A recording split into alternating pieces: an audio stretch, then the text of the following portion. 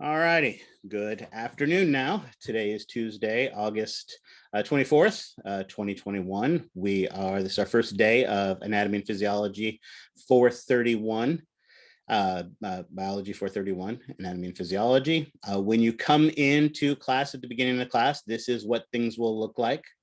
I will have the whiteboard up with the upcoming schedule on it, talking about what we're doing today and what's coming up on the next few days, primarily what things are due, not the topics and stuff that we're going to be covering.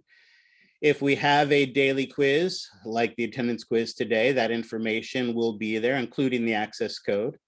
These daily quizzes, like today, is just one question. When we have a daily quiz, it'll typically be 5 questions. You'll have 5 minutes to complete them. They're multiple choice questions. It's just a carrot to encourage you to make sure that you are here on time. You'll only have the first 10 minutes of class to complete that. So if you're late, you miss out on that opportunity. And the daily quizzes are typically either at the very beginning of class, or if I find students are leaving a lot early, then I have it at the very end of the lecture.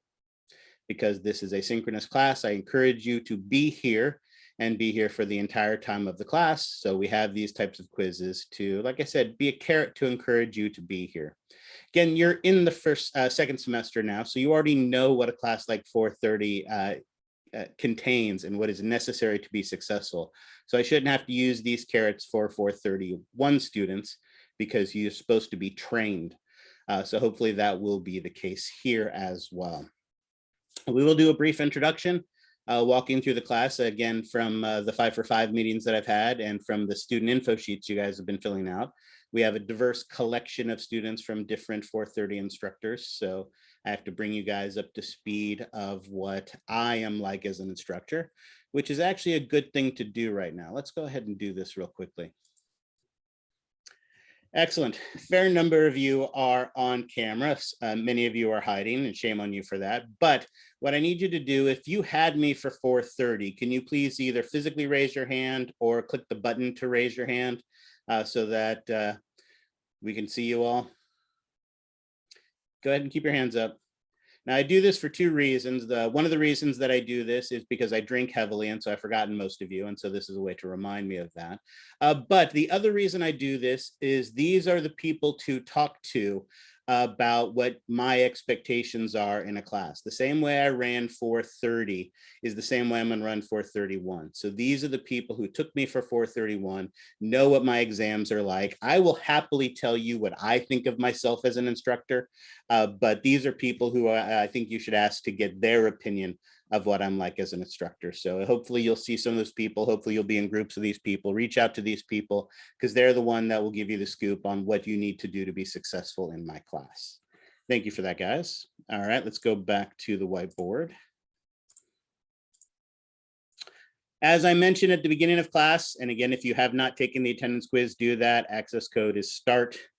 That's how you show me you're here today and don't get dropped. Today, we're going to do an introduction, then we are going to dive into the new materials, talking about the heart anatomy, and if there's time, we'll do some histology. Yes, for those of you who did not have me for 430, I love the microscope. I love microscopy. And even though we don't have microscopes here at home, there's plenty of histology pictures that you will be responsible for on the exam. So all those things like your friend and mine, the ciliated pseudostratified columnar epithelial tissue, are things we will absolutely positively use in this class, although not in the heart.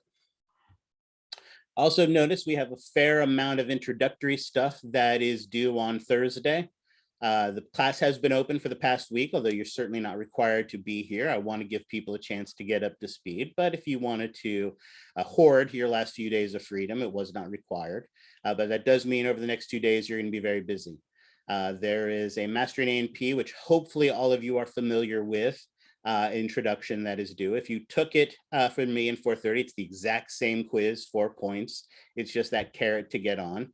If you use Mastering A&P in 430, you automatically have access to it in 431, so nothing wrong there. Again, you've had the opportunity to come for 5 points of extra credit to meet with me. I had scheduled times last week. For this week, I will have office hours, obviously not today, but tomorrow, from 12:30 to 1:30. And then also on Thursday, I'll start early from 10:30 to about 11:45 when I have to start preparing for class. You can come and it'll be first come, first serve for that. So you can wait in the waiting room and get your 5 points of extra credit for that. There's a lab safety form that you have to sign.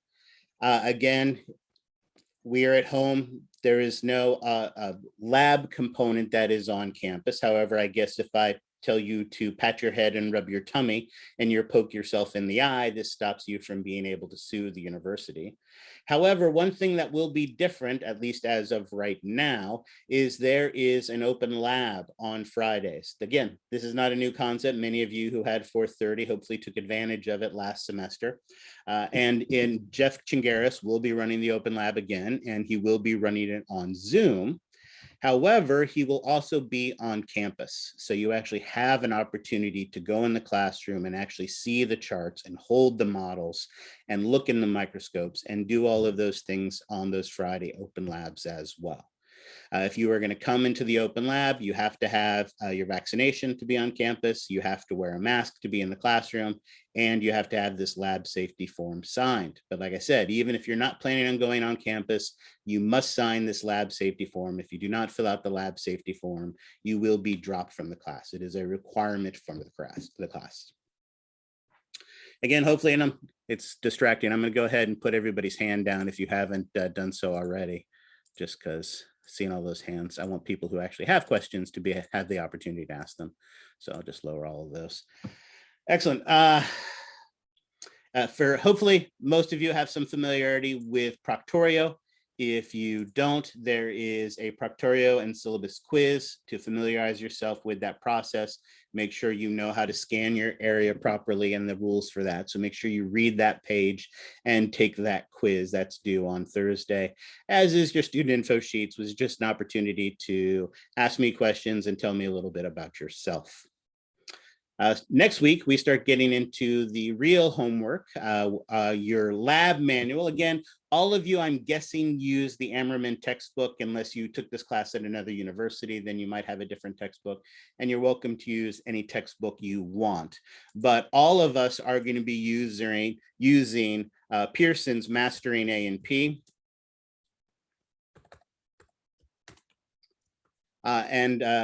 Again, that's what the introduction is for on that. Oh, I'm sorry, so we're going to be doing that. That's up here. So that is something you need. However, I know not everybody. I know here at AR, over half of the instructors use the Ammerman lab manual, but not all of them. For those of you who are not familiar with the Ammerman lab manual, this is it. It is Exploring Anatomy and Physiology in the Laboratory by Ammerman, 3rd edition, with the woman and her brain sticking out on that. What I love about this lab manual is it is like a workbook. And so at the beginning, there are pre-lab activities, then there are exercises, some of which we'll be doing, some of which we won't be doing. And then at the end of each lab unit is a review. And the review has 2 parts to them. One of the parts of the review is called Check Your Recall. And that's pretty much where you're just regurgitating information that you've learned, right? It's labeling activities or putting processes in order or something along those lines. And the second part of these review is a Check Your Understanding. The Check Your Understanding is basically more critical thinking questions. When people have an opportunity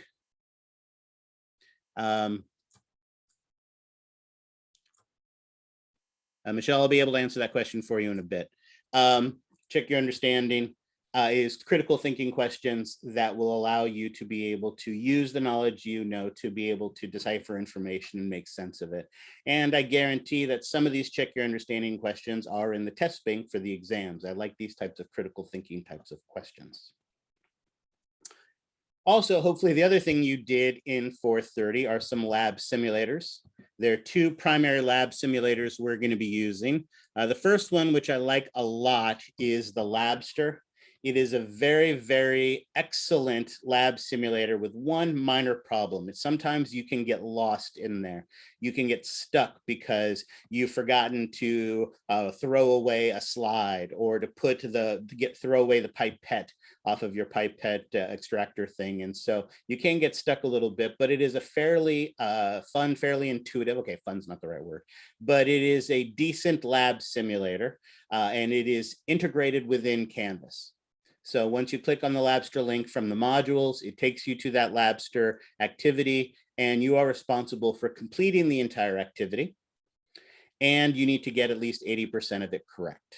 The good news is if you complete 100% of it and get 80% correct, you will get full credit for it. If you don't get 80% correct, then the good news is you can do the activity a second time, or a third, or a fourth, or a 10th, whatever it takes you to get at least 80% correct. Now, I will warn you, as I mentioned, it is synced with Canvas. So when you complete it, if you completed it, for instance, at 90% correct, your grade is automatically put into the grade book. And since it's out of 20 points, if you got 90% correct, you would get 18 points. That's done automatically just because it's synced with Canvas. Once the assignment is due, I will go back in and I will manually change your grade to full credit. So again, don't panic when you see that you're only getting 18.5% points instead of the 20. I will change that as we get closer to the due date. The other lab simulator we'll be using is the PhysioX, which again, hopefully you used. That one does not sync directly with Canvas. It is in our Mastering A&P that we were talking about from Pearson. And so when you do those activities, it produces lab reports. I will warn you right now that there are 2 heart-related PhysioX exercises, exercise 5 and exercise 6, and we are doing 6 first. So exercise 6 is due on Thursday the 2nd, and it has 5 different activities. You'll do those activities, you'll get the lab reports. For those of you who have not seen it, I will briefly go over it here in class. And then if you need more help, come to my office hours and I can assist you with that. All right, that is the game plan for the next couple weeks. I appreciate it looks a little bit light, but don't worry, things will get busy quickly. All right, questions on that? All right, we have a much fuller crowd now than we had before, so I will give out another warning. If you have not taken the attendance quiz, it's a 1 single question quiz in your Canvas in the quizzes tab. So go to that quizzes tab in Canvas, use the access code START. If you do not do that, you will be dropped from the class or will be removed from the wait list and not able to add. So make sure you do that. Speaking of Canvas, obviously you all know what the Canvas site looks like because you're here and you found our classroom through the Tech Connect. The Tech Connect and Student Connect are new this semester, different from the Confer Zoom that we used last semester. But basically the Student Connect is where I can make office appointments available to you. Tech Connect is where you're gonna come for the lecture. But again, I don't have to tell you that because you're already here. You have your announcements. Again, many of the announcements will either be here or will be sent out through oh, here's a good time to do this. Quick poll time. Yes or no, let me know if you received at least 1 email from me over the past 2 weeks.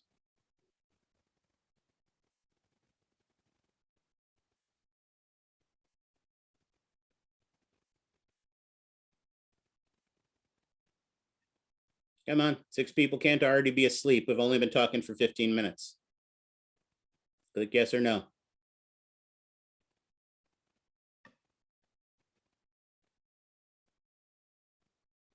All right, if you have not received, it looks like at least 1 person, and there's a couple people who either are asleep or too shy or incapable of pushing a button. That if you did not receive an email from me, then you do not have things set up properly in eServices. eServices has a contact student where I send emails out that way, so you should have received at least 1 email from me. I would also encourage you to set up your feeds here so that when announcements are made through Canvas, you get that as well. So again, there was the welcome message, the reminder we had class today, and also that COVID reminder that COVID vaccinations are required on campus, and you can get $200 for getting that done. Pages is a good place where you find information. That's where our home page is. But really, if you click the view all, this is where you'll find that Proctorio protocols for the quiz if you haven't taken that yet. This is also where you will find pages, although you'll get links to that in our modules that I'll show you as well, to that information I was just talking about for the Open Lab. Here's the information for the Open Lab. Again, you are not required to go on campus, but on Fridays from 10:30 to 8:30, you can come onto Zoom, and Jeff Chingaris will be there to help with the Open Labs. But he will also be on campus during that time from 10:30 to 8:30. Go to the Open Labs, either in person or on the Zoom. It is a great way to study, not just to force yourself to find a time to study this material, but to have a resource like Jeff who can answer questions, or to meet with other students to work over this material together, to work with materials, because we're not going to have as much time for the anatomy in 431 because we have a little bit more physiology. So you're definitely going to need that work. But the good news is you're in 431. You should know how to study anatomy. Studying anatomy is the easy part. So take advantage of that. For every hour, when you go to Open Lab, either in Zoom or in person, make sure you check in. When you leave, make sure you check out. We do this for two reasons. The first is we have to justify the expenditure of having Jeff do these Open Labs. But more importantly than that, you can earn extra credit by participating in the Open Lab. If you forget to check in, then nobody knows you were there and you don't get credit for it. If you forget to check out, then you default to 1 hour. So if you spend 5 hours at the Open Lab and forget to check out, you're only getting 1 hour of credit for it. So make sure you check in and check out with Jeff when you are doing that. Again, you can get up to 15 points of extra credit. That doesn't mean you should go to just 15 hours of Open Lab and then stop. But 15 is the max that you can get for this. And but that 15 points, we're going to finish this class with probably somewhere around 1,300, 12 to 1,300 points. 15 points hopefully won't make or break your grade, but the knowledge you gain is going to help you to get far more than 15 points on the exams. So again, it is one of those carrots. I love my carrots, but you will benefit so much more than just the 15 points of extra credit by doing this. Now, if Fridays isn't something that works for you, there is also the Science Success Center. And actually, rather than this picture, let's switch to the pretty picture. Too many windows open.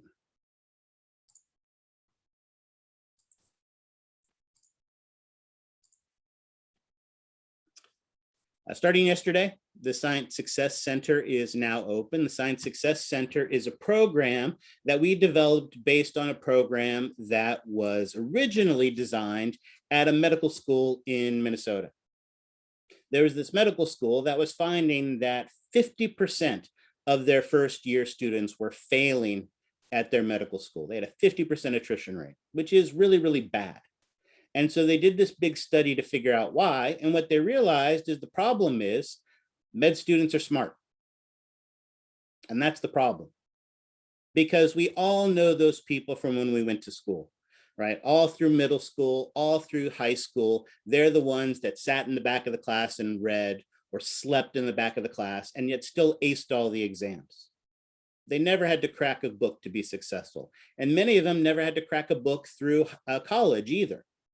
So when they got to medical school, they didn't know how to read a textbook. They didn't know how to take notes. They didn't know how to prepare for an exam because they had never had to learn those skills before. And now that they were being challenged, they weren't prepared. So based on that program, we've come up with the Science Success Center. It is an 8-week program where you meet with an instructor virtually for about 30 minutes a week, once a week at a time that you guys describe, and they help you with things like time management, reading the textbook. And what's nice about this is when you're reading a chapter in the textbook, it's our textbook. When you're doing a concept map, it's on our concepts. When you're preparing for an exam, it's our exam. If you complete the Science Success Center, I will give you 15 points of extra credit. Now, I encourage you to both do the Science Success Center and the Open Lab, but you can't double up the extra credit. 15 points is the most that you can get. But both activities will help you tremendously to be successful in this class and all the other classes you have going on into whatever it is you want to be when you grow up. All right. Questions on that? Yes, great question, Amanda. My understanding is you can do the Science Success Center up to at least 3 times. They do have different modules. So if you have done it once before, you can do it again. So absolutely, that is something that is possible. Yes.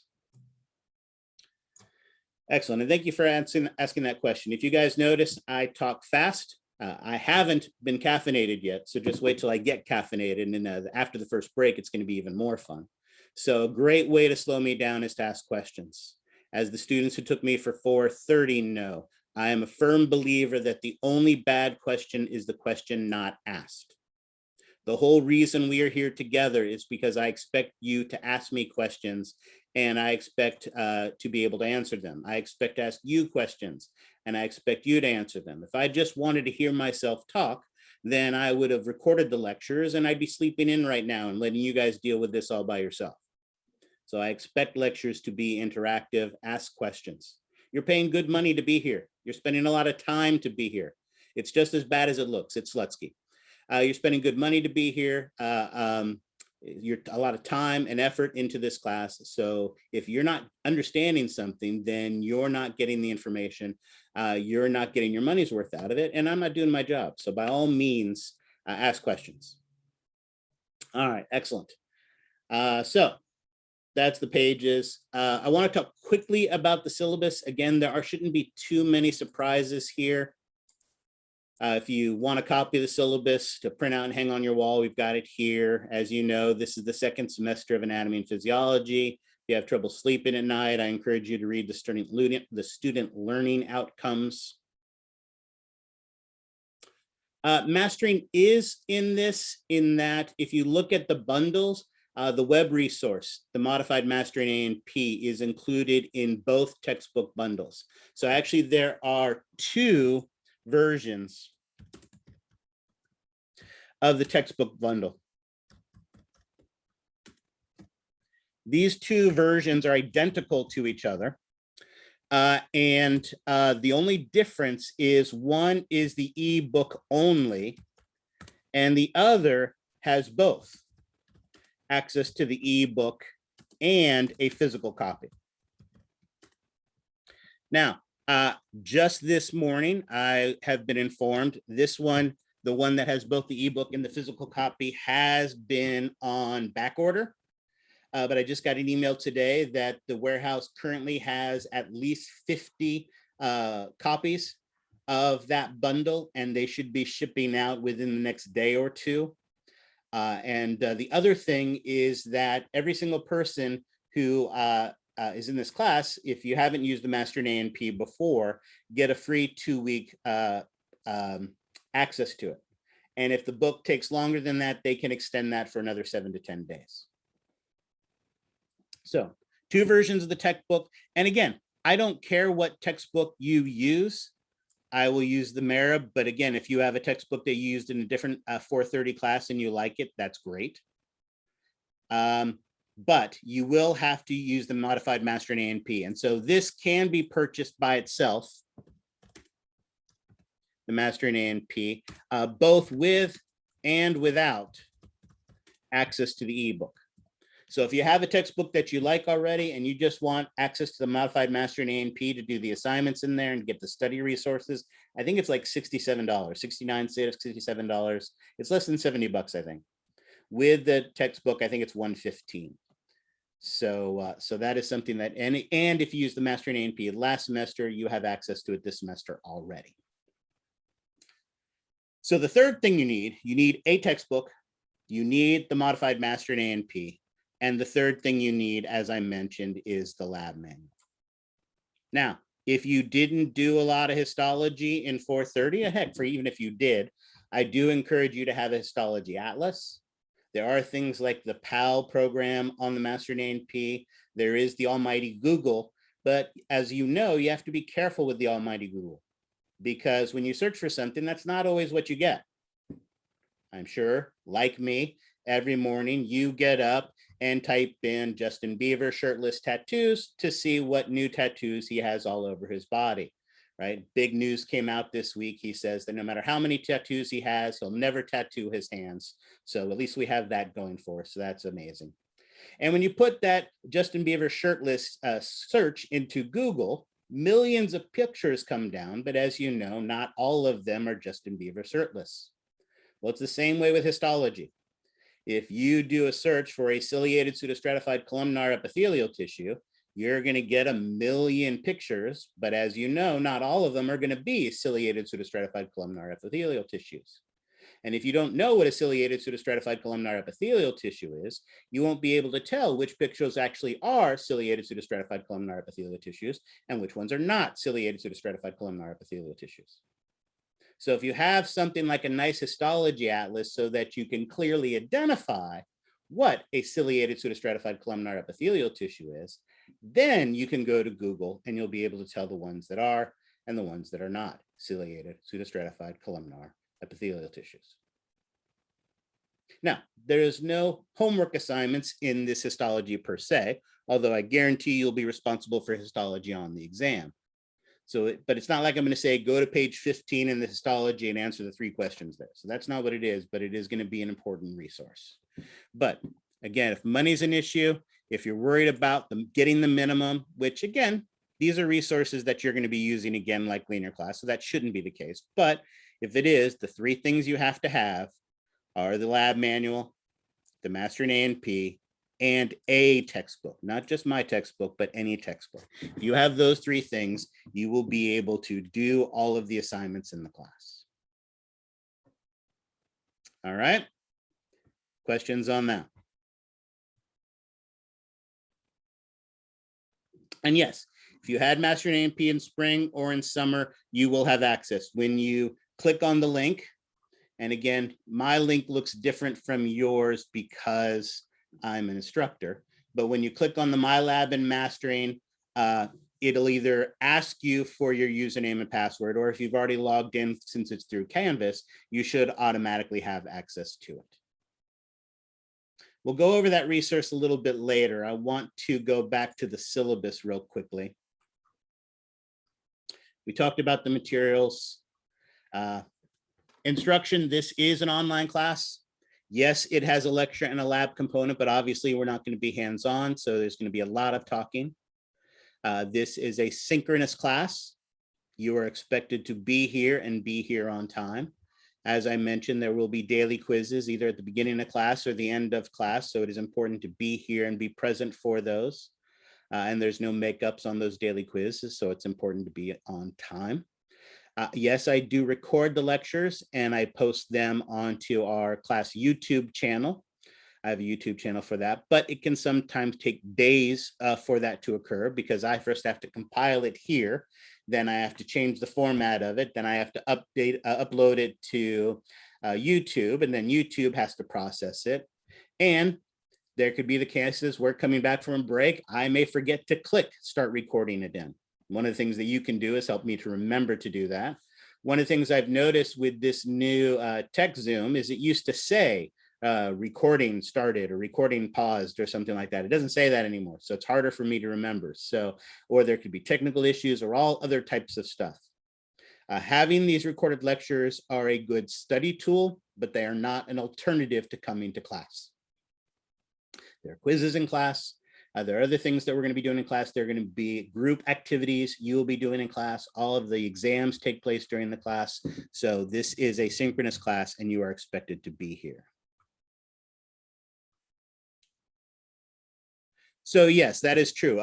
There are different, you are correct, Maximilian. There are different plans for the Mastering A&P. One of the standard ones is a 2-year one where you have 2-year access, but you're right. I forgot that there is a shorter one, an 18-week plan. And so yes, if you did purchase it for that, then you will need to purchase it again for this one. So it's only if you did the 2-year plan. And if you purchased a bundle and have that code, then that code is good for 2 years. So if you purchased it through the bundle, then that code is good for 3 years. But yes, if you purchased it independently, it's cheaper for just the semester, but then yes, you have to pay for it again for the second semester.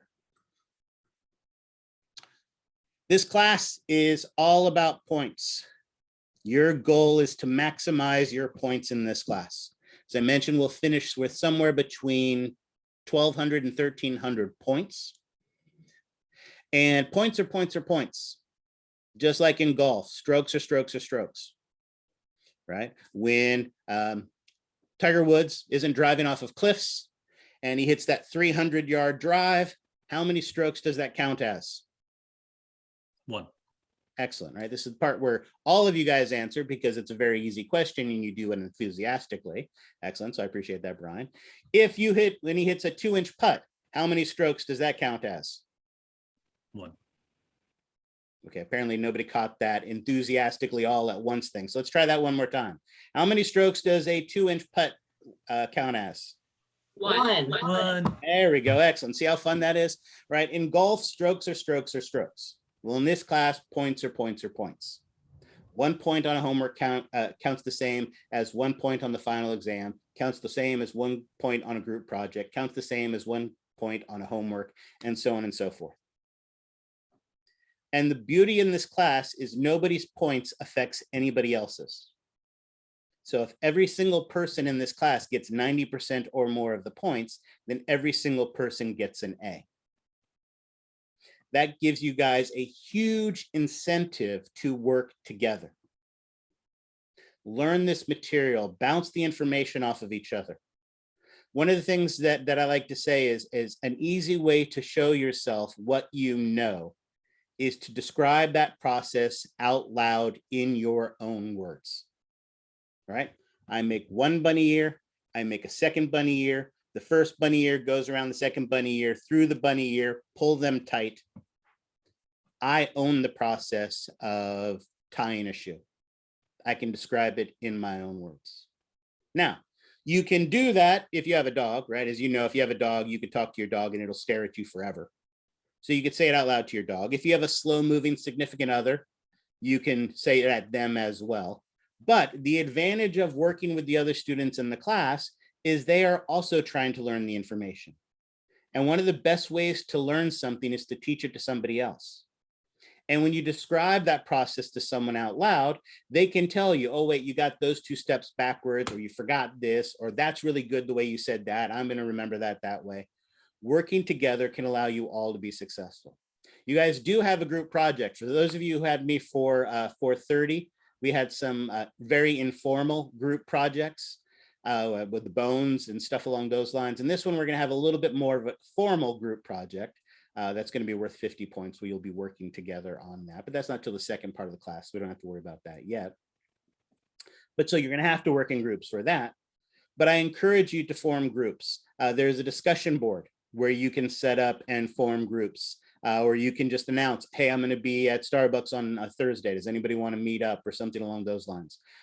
When I was talking about this in my 430 class yesterday, those kooky kids set up a Discord. So now they have a Discord set up for their class. And so they were all signing up while I was talking about this stuff. So again, find ways to work together in a group because it benefits all of you. This class is all about points. And I will do what I can to help you with those as well. Homeworks are basically free points for studying. I see it as directed studying. I am telling you, these are things that are important that you have to spend time on. And that's what I'm looking for. I'm looking for time and effort. Most homeworks are going to be graded for completeness. By that, I mean I'm looking for time and effort into your answers, right? If something says A and B, is something A or B and describe why, and you say B because it's small, that doesn't show time and effort. Obviously, if you leave an answer blank, that doesn't show time and effort. So you will not lose points on those kind of homeworks for getting things wrong, but you will lose points for not putting time and effort into them and for not turning them in on time. Right? There's no excuse not to turn those things in on time. The good news is you can turn in an assignment in late, right? And you got to be careful about that. I know, especially with the noon clock class, there's the temptation to wait till 11:50 before class begins to upload your assignment. But if you have some type of technical issue or something and it doesn't upload till 12:05, then guess what? It's late. And late assignments are only worth half credit. The good news is you can turn in late assignments. In fact, a late assignment can be turned in up to 1 week late. But whether it's 5 days or 5 minutes, if it's late, it's half credit. So turn it in on time, put time and effort into your homework. There will be some assignments that are going to be graded for correctness, where wrong answers will count against your score, but most of them are going to be for completeness. All right? Be here on time to take the quizzes. For the lab and lecture exams, I curve the grades. Now, again, I don't mean a traditional curve where you have the same number of A's and the same number of F's, but I do curve based on the top score. And so that can help. It helps everybody, right? If, for instance, on our first quiz, let's say you get a 51 out of 65 on the first lab exam, what would your percentage for that be?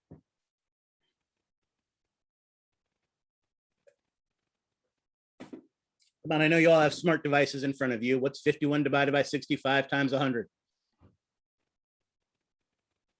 78%. All right, not bad. 79. All right, 78, I like 78, 79. Excellent.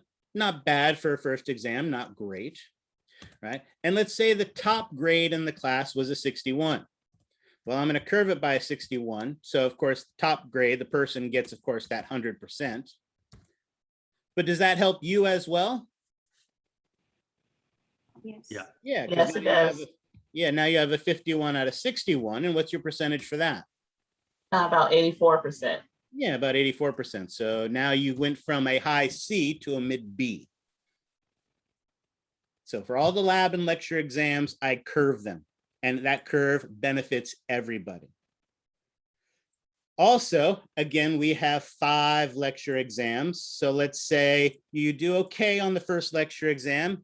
Again, let's say you had some instructor who may not have been as vigorous with the information as I was. So you struggled a little bit on the first exam, rallied for the second one. Now that you understand you're taking a real anatomy and physiology class now, 82 on the third. And then right before that fourth exam, grandma gets married in Vegas and you don't have a chance to study and you bomb it. You rally, coming back for the last one, bring it up to an 80. And those are your 5 lecture exam scores. Well, notice also there is a cumulative final exam. This cumulative final exam counts as a grade on its own. However, the goal of this class for most of you is to gain and retain this information, to learn and keep this information, because you're going to need it for whatever you're going on to next.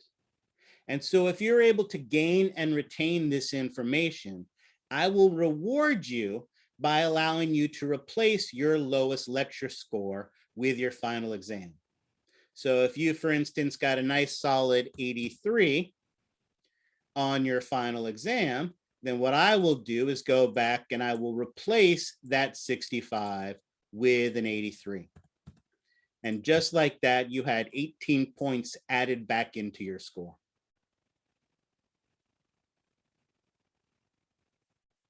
I know some instructors like to throw out the lowest lecture score. I think that is stupid. That's like saying 1/5 of this class isn't important. This whole class is important, and you need to learn and retain this information. Yes, I understand that life happens. Grandmothers get married in Vegas. I understand that you might not have had the best 430 instructor, so you may bomb that first lecture exam. But if you learn how to be successful and learn how to do well, then now that 83 is giving you 30 more points added into your score. Not a 5, 53. Right? We're replacing that 53 with 30. And there are people who get 25, 30, 35 points added to their score by replacing their final.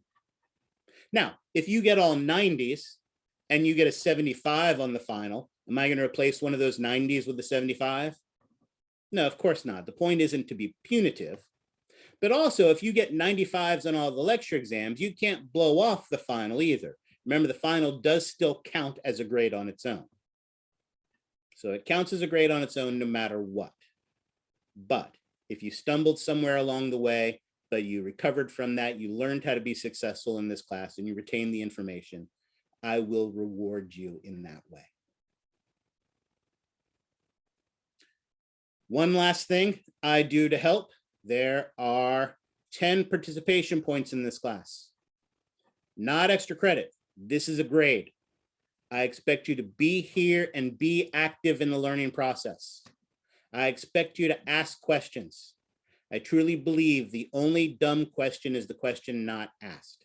So there's no reason not to speak up. And the awesome thing about the online format, there aren't many, but one of them is if you are one of those really shy people, you don't even have to say your question out loud. You can just type it in the chat window. So there's no reason not to be active in the learning process. Work in your group successfully, communicate with your group, be active, be here on time, don't leave early. As long as you're doing those things, you will get your 10 points of participation. All right, in fact, you have your 10 points of participation right now. And as long as you continue to do what you're doing in the class right now, you will maintain them. All right, so notice I'm going to do a ton of stuff to help you to be successful in this class, to help you maximize your points in this class. But here's the flip side of this. If you finish the semester with a 79.8% in this class, guess what your grade is? 79.8. True, and so what would the letter grade for that be? C. C. It'd be a C. Because with curving the grades, with allowing you to replace your lowest lecture score, with giving you participation points, with giving you extra credit opportunities, with all of those opportunities, with all of those things I've done to help you, if you still don't get 80% of the points, then you truly did not earn that B. Now, the good news is this does not happen often. But I've been teaching for 15 years. Have I have students who have been 1 or 2 percentage points away from the grades? Yeah, it's happened a couple times. And as disappointing as it is for both them and me, your points determine your grade. Your points will be updated in the grade book. You'll know where you're at all times, and you'll know what you need to do to be successful. All right. All right, that got doomy and gloomy. So let's continue with the doomy and gloomy. The class policy is there are no makeup exams. Now, I already mentioned the quizzes. If you miss a daily quiz, there's no making that up. However, because of the online format, because of the pace of the class, because of the difficulties in scheduling, I cannot guarantee makeup exams. All right, and so that has to be the classroom policy. However, what I will tell you right now is that I will make every effort to make an exception for you. If when you look at the schedule, you see that grandma really is getting married in Vegas right at the time of the 4th exam, then let me know now. And we will try to make those accommodations. I will try to make those. I can't guarantee it, but I will do the best I can to make an accommodation for you. Now, obviously, grandma's getting married in Vegas or something that you can schedule in advance, right? Getting hit by a car, getting sick, having your kid get COVID. Those are things that are harder to schedule. And certainly if you're being rushed to the emergency room, I should not be the first person you contact. But if something comes up with an exam, let me know as soon as you possibly can, and I will make every effort to make an exception. It just because of the nature of the class, because of the pace, because of this online format, I can't guarantee it. So this is how it is. Now, lastly, if I make an exception for you, you only get one. So if grandma's getting married in Vegas before the 2nd exam and we're able to make accommodations, that's awesome. But if you then end up missing the 4th exam for some reason, you will get a 0 for that. For the integrity of the class, I can't give somebody more than 2 unique exams from everybody else in the class. So again, if there are those issues, talk to me as soon as possible, and we'll work towards we can to help to make those accommodations. Speaking of accommodations, ARC has an amazing program on campus, the Disability Student Programs and Services, for anybody who needs any type of accommodation. Obviously, This is for people who have learning disabilities or test anxiety or all sorts of other things. But this program is able to help with a lot of things. Back, gosh, 4 years ago now, when we were on campus, I had an athlete who had just had back surgery. And so because of her back surgery, she wasn't able to sit for long periods of time. And obviously having somebody stand up and walk around the classroom during an exam can be very disrupting. So DSPS was actually able to set it up where they were able to set up a standing desk for her in her own room where she was able to go and walk around and stand and be able to take the exams. So they're an excellent service that are able to make all sorts of accommodations to allow you to maximize your ability to be successful in this class. So all I need is the paperwork from them, and so that we can work on making those accommodations on a case-by-case basis. 2 more doom and gloom things. That one's not a doom and gloom. That's a good thing. Academic honesty policy. American River College values academic honesty. Current policies prohibit dishonesty such as cheating, plagiarism, or knowingly furnishing false information to the college. All members of the academic community are responsible for the academic integrity of American River College. When you take all of your exams, the very first question you will answer is an integrity question, stating that the information you're providing is yours and yours alone and not getting any outside assistance of any type. Again, taking these classes in the online format is a unique experience. Hopefully most of you are familiar with Proctorio. You know that it is important to scan your area fully and carefully when you're doing that. The Proctorio quiz can help you with that. Again, make sure you have appropriate lighting. Make sure you show your immediate workspace, right? Sometimes when people are spinning around, they keep themselves in the middle of the field of view when they're doing that. Don't do that. I don't want to see you. I want to see the area around you. And I don't care about your decor on the walls. I want to see your workspace. I want to see the wall behind you to make sure that you don't have, a big picture of the cardiovascular system there. Show me your workspace. I know we're not used to being viewed on camera. And so when we're thinking, it's not uncommon to look off in space while we're trying to think about something. The problem is, if you haven't shown me your workspace, I don't know what you're looking at. If you've clearly shown me your workspace, then I know that when your eyes are unfocused, you're not staring at some figure, you're just thinking, right? So the better you can show me the area, the more you can maintain the integrity, the more flexible I can be with those things. And this is another thing. It came up in my 430 class, and I don't know if different universities using a different program or maybe Sierra or something like that. I just want to make something perfectly clear. Proctorio does not kick people out for looking away from the camera or for talking, right? If you try to switch the screens or do something like that, yes, Proctorio can kick you out for things along those lines. But if someone came in and yelled the answer to you in your ears, Proctorio is not going to kick you out for that. What it does is when it sees abnormal behavior, it sets off a flag.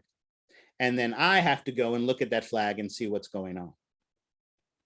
So again, make sure you're maintaining the integrity of that. But some people thought in that Proctorio was kicking them out because their eyes were wandering too much.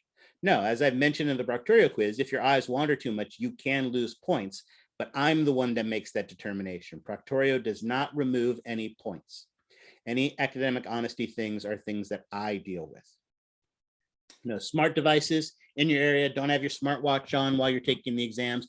All of these, I think, hopefully at this point in your academic career are the obvious things. Here's the thing that's not as obvious, but equally important. One of the things that I ran into a lot, especially for some reason over this summer, is, for instance, on your unit reviews, people were going to places like Quizlet and just cutting and pasting information.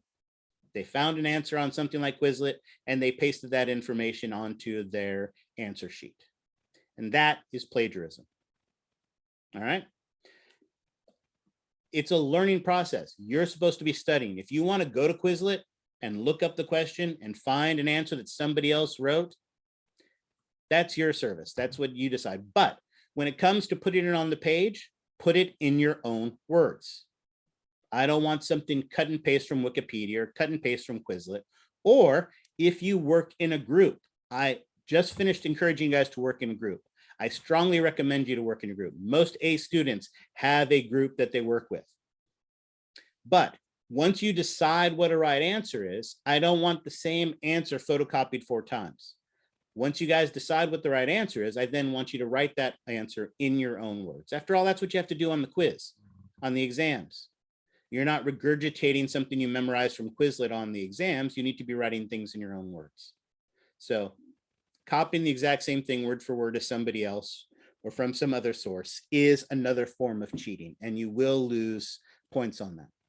Any type of academic honesty will receive a 0 on that assignment and a notification to there's a student rights and responsibilities committee. So you'll get a notification to that. Usually that's the end of it.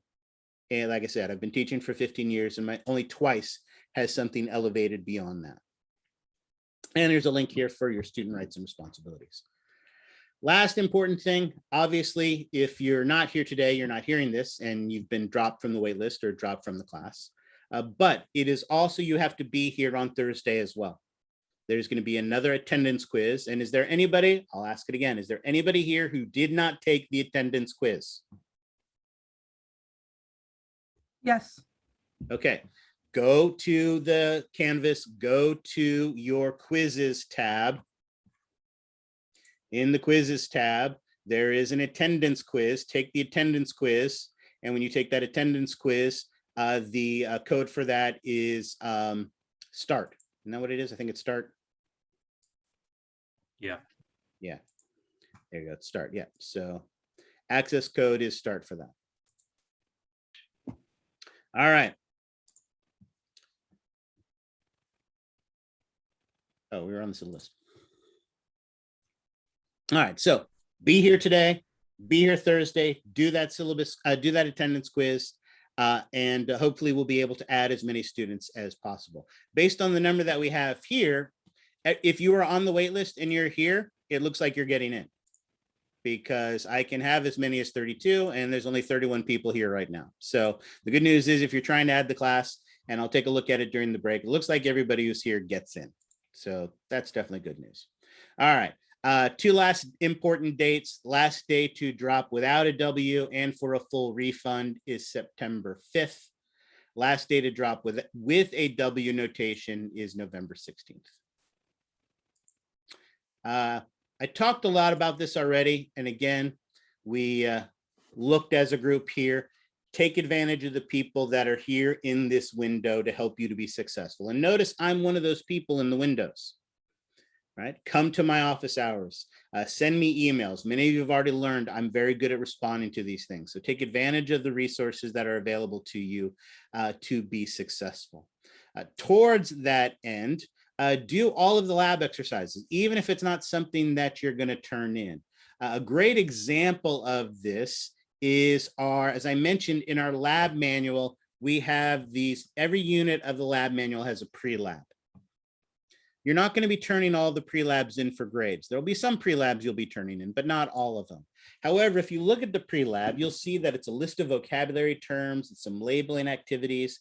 If you actually take the time to complete those pre-lab activities, you will have a great resource as a study guide that will help you to be successful. All right. Excellent. I think all the rest of this, I think we've kind of covered. So the last thing, and actually the real reason I wanted to come here is twofold. One, we have the tentative schedule, shows when the exams and stuff are, and the topics that we'll be covering. But what I really wanted to come to the syllabus page for is for this summary down here at the bottom. Notice here, this summary at the bottom shows you all the days when things are going to be due, when we have activities, when our exams are going to be. All of this kind of stuff is here in this place for you. So you have all of these great resources for you. And notice also, if you go to your calendar, if you click that link over here on the side for your classes, it can show you the schedule of when all the things are as well. So it shows you all the due dates for all the things that you're going to be doing. All right. Excellent. Where you're going to be spending most of your time is in the modules. Notice there are 3 modules that are currently available. One is the getting started, where there is all of the introductory activities that you are responsible for, as well as for those of you who haven't done Proctorio. Notice, as I mentioned, this is another link to the Proctorio page protocols that you'll want to read before the quiz, but also some examples of scanning if you haven't had to do that before to see what to expect. Here in the study tools, we have the information for the Open Lab and the Science Success Center that I talked about. We have the link to my YouTube channel where the lectures will be posted, and then some other useful links that I found or other students have provided for us. And then each section of the class has its own modules. Notice here are the assignments that you're going to be turning in. Here are the lecture handouts, lab handouts. This is where you'll find your study guides and things like that. We'll talk about that a little bit later. And then also the lab simulators, all the things we're going to be doing. 1 point per hour of Open Lab. And it's not all or nothing. If you only get to 7.5 hours of Open Lab, then you'll get 7.5 points of extra credit. But if you go to 40 hours of Open Lab, you're still only getting 15 points. The other important things that you'll find here are the answer keys. As I mentioned on Tuesday, your Unit 17 review is due. And as I mentioned, it's graded for completeness, time and effort. So as long as you put time and effort, you're getting full credit. But that could mean that some of the answers aren't correct. So immediately when a homework is due, notice if we click on this answer key here, we see that this file is locked until after class on the 31st, which happens to be when it's due. You get that instant feedback. So you turn in that unit review, and then you can see the key. So you can look at it, see what you got right, see what you got wrong. So you can use it as a learning tool. All right. Last thing I want to show you is, as I mentioned, there is a discussion board. It's the water cooler. This is a great opportunity to set up study groups to either meet outside the classroom, or a great way to set up study groups for asynchronous studying. If you find some people that you're compatible with study-wise, but your schedules aren't, you can set up discussion boards here where you can meet asynchronously and talk and discuss things with each other. I would recommend to make sure, Zayman, that you're closer to your modem, or maybe plug in directly. There you go. And you guys can do that during the break. Perfect. Discord group, things along those lines. So you can do that here. This water cooler truly is yours. If you want to use it for class stuff, that's great. If you want to talk about how the Giants relief pitching is crumbling as we speak, then that would be a fine thing to talk about as well. All I ask is two things.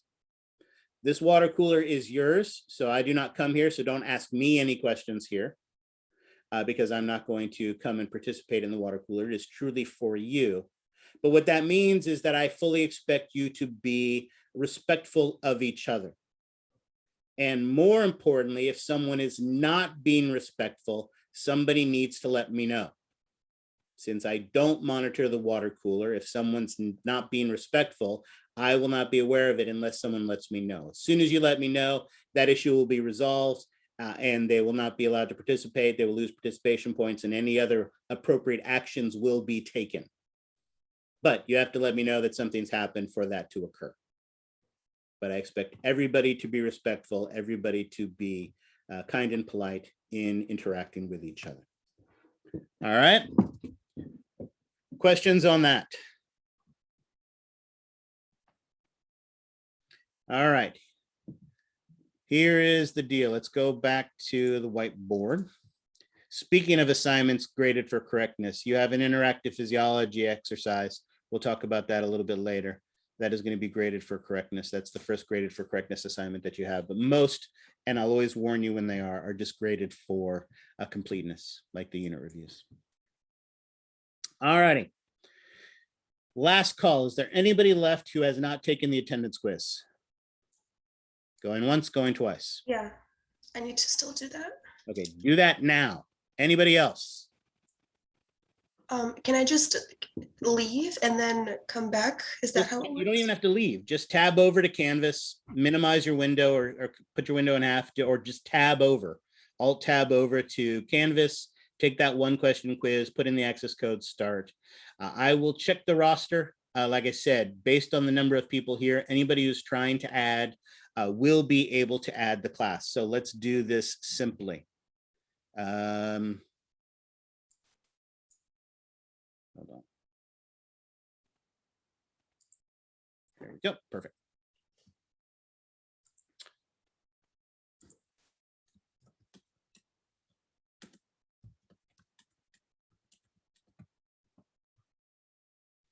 Actually, hold on. I'm going to pause the recording at this point.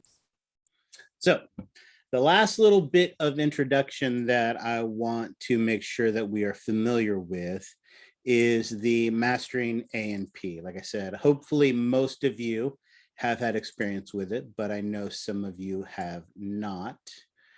So from our main page on Canvas, as I mentioned here, we can do it this way.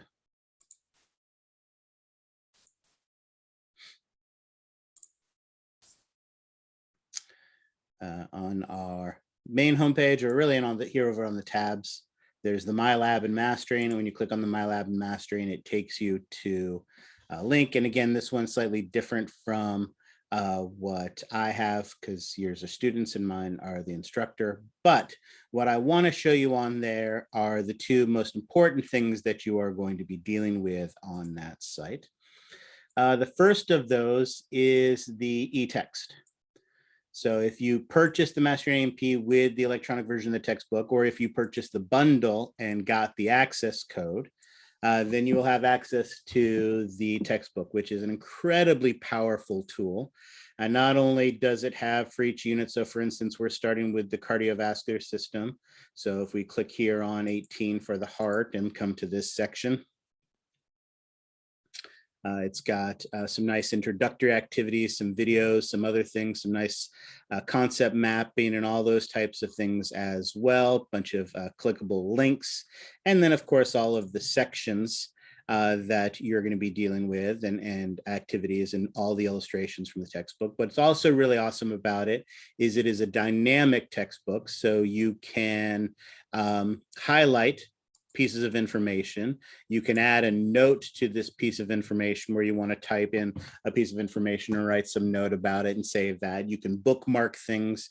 You can do all of these with it and it will stay. It is a static permanent edition of this.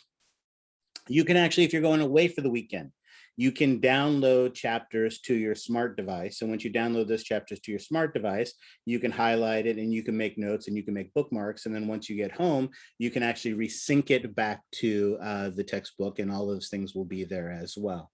And one of the most important things is probably the search function. So notice I just finished doing a search for mitosis because I did this yesterday for my other class, but it's the same thing. When we get to the reproductive system and we're talking about mitosis and meiosis, that might be something you might not remember. So you can do a search. It will show you videos. It'll give you key terms and it will show you where in the book you can actually find this information so that if you click and go to that, and as you can see, I was demonstrating and highlighting things in yesterday's class as well. So all of those things are static in that there. That is an incredibly useful tool. If you like electronic textbooks, this is an excellent one. So I do like that. The other place where you'll be spending the majority of your time is here in the study area. This is an incredibly valuable resource. One of the easiest ways to see all the things that are available for you is to do the study by chapter.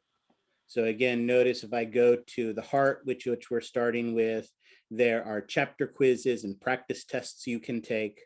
They're the section of the textbooks that are in here, as well as some of these interactive physiologies. This may be something you didn't use as much in 430 because there wasn't as much physiology. Although for the muscle and for the nervous, it was pretty good. But there's even more in this one. So there are those activities, a flashcard maker, some video tutorials and other art labeling, all sorts of different type of activities that can help you to be successful. All right, so those are things that definitely are there that can help you. As I mentioned, the interactive physiology. Notice again for our cardiovascular system, we're going to be doing a handout based on the ECG activity. So as we look in here and we see the intrinsic conduction system of the heart, and the action potential autorhythmic cells. These are activities that you're going to be doing in here. So this is something that you're going to be doing, an activity, but there's lots of resources. These are basically tutorials that walk you through labeling activities. It's a directed tutorial that is excellent, excellent resource to help you to be successful. And there is an assignment in that. Something there isn't an assignment in is your practice anatomy lab. Hopefully this is something you guys are familiar with from 430. This was something that was probably very, very helpful when you were learning your bones. So for instance, if you wanted to learn about the skull, we had all of these great pictures where you could show the labels or you could highlight the different parts and see them that way. We'll continue to use that in this class as well. So for instance, if we wanted to look at the cardiovascular system and look at the heart, we could do that in the cadaver and we could see the different parts of it. But what is also really useful on this is anatomical models. So notice we go to the cardiovascular system and the heart. We see some models that are identical to the models that we have in the classroom. And so many of the materials that are going to be on your study guide are going to be here as well. So these are things that you can find and that can be useful. As you're learning this, you can go through the gallery and you can do that way. Once you start gaining some confidence, there is a quiz that you can take where it will show you something and you can click on it and check your answer to see if you're right or wrong going through those things. However, once you're feeling particularly frisky, there is actually a lab practical. It will show you something and you just write in the answer there. And so again, it's a good way to challenge yourself with this material. It is a great resource. As I mentioned, there is some histology here. The histology here isn't the greatest, but it is okay. That's why I encourage you to have a histology atlas, because like I said, it's not the greatest, but it is a decent resource. And what's really cool is notice not only does it have a flashcard maker, but it's actually a customizable flashcards that you can actually make and download to your smartphone. So I think we breezed through it pretty quickly, but if we go back to the modules, notice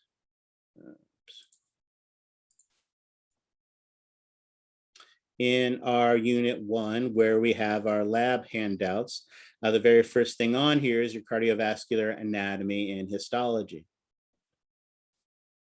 Notice if we clicked on this, oh, that's not funny.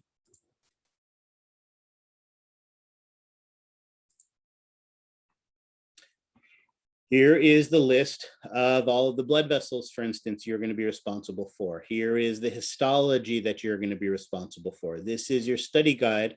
And I would say that this probably makes up 80 to 85% of your lab exam is going to be just this list here. We'll talk about that a little bit more later. But the cool thing about that is you can take that list. You can go to your mobile flashcards. And so when you go to your mobile flashcards, you can actually select what do you want. So for instance, you want anatomical models. You can do that. Cardiovascular system of the heart. You can do that. And then you can actually go off that list and pick all the things that you're responsible for. So I'm responsible for the aorta, right? And all of those things. And once you're done with that, then lo and behold, it gives you a flashcard where you're able to see those things. So it's a very cool, powerful tool that can be used here. Again, no direct assignments from this, but it is a great study tool that can help you to be successful. However, as I mentioned, not only is there an interactive physiology homework assignment, but there is also the lab simulator that I told you about and the PhysioX. When you go to the PhysioX exercises, notice as I mentioned, both 5 and 6 involve the cardiovascular system, but remember we are doing 6 first. And 6 first, we go to the first activity and we read the instructions. We do the pre-lab quiz and oh, lo and behold, I got it wrong. Nope, and I got it wrong again. And apparently I'm horrible at this. Might help if I actually took a second to read it. But the point is I was rushing through it because I wanted to show you what happens after. After you take the quiz, you have the opportunity to submit it to your lab report. And that is what you want to do. All the data you collect, everything you're doing, you are going to submit to your lab report. You're going to answer the questions. You're going to go through all the activities. Here's your beating heart that we're putting the ringers on. Right, back in ancient times, we had to catch frogs and pith the frog and do this, cut his chest open and be able to do this with frogs. No frogs were hurt in the making of this lab simulation. So you have all of that opportunities, and you're going to go through all of the experiments. Once you go through all of the experiments and connect on your data, you're going to answer all of your post-lab quizzes, submitting. Dr. Slesky, I have a question. Yes. I remember in 430, I would have issues with this where I'd have to end up doing it twice or a third time around. I would hate to have like gone through the whole entire section and have to repeat it again. Well, so I can't control if you have computer problems or there's problem with PhysioX or all that. What I will show you is the two things that I think people have problems with. So let me finish this and then I'll show you what hopefully can be helpful. You're then going to answer all of the review questions. And when you're done with all of that and have hit submit, at the end, you have a lab report. So here is the lab report that you should have to do after all of this. Now, you have the ability here to move on to the next assignment. But if you do the next assignment, it doesn't save the previous lab report. So now notice my lab report doesn't have a whole lot of it in it because I didn't do anything. Make sure you're collecting your activities, make sure you're answering all the questions, make sure you're doing it. Again, I'm looking for time and effort. If you only got 3 of these pre-questions correct, I don't care. But if you didn't do them, then I care. If you have no data, I care, right? Put time and effort into us. Answer the questions, do all of those things. Notice when you scroll down to the end of your lab report, there is a printable, savable version. And what you have to do is it's often hidden, especially because you have these long lab reports. You have to scroll all the way down to the bottom and then click that printable, savable version. Put in your name. And then notice you have this option to either print or save as. Save a tree, don't print it out. Just save it as a PDF. When you save this as a PDF, again, from this, just put it on your desktop and hopefully that will work there. So if some people forget to click that button for the printable version, right? And that could be a place where I have people have problems, or if they try to do multiple lab exams, multiple lab activities without saving the reports. Those are the two things, the two problems that I see most people have. So those are the things that I would warn you about. Notice activity 6 has 5 activities. So you're going to do each of these activities, get each of those as a lab report. And again, this PhysioX is located in the Mastering A&P. Same thing as the Practice Anatomy Lab, same thing as the textbook. Those are all found in the Mastering A&P. So again, from the study area of your Mastering A&P, you click on the PhysioX and that's how you get there. Now, notice, as I said, this one is not synced with Canvas the same way the Labster is. So once you have completed the activity,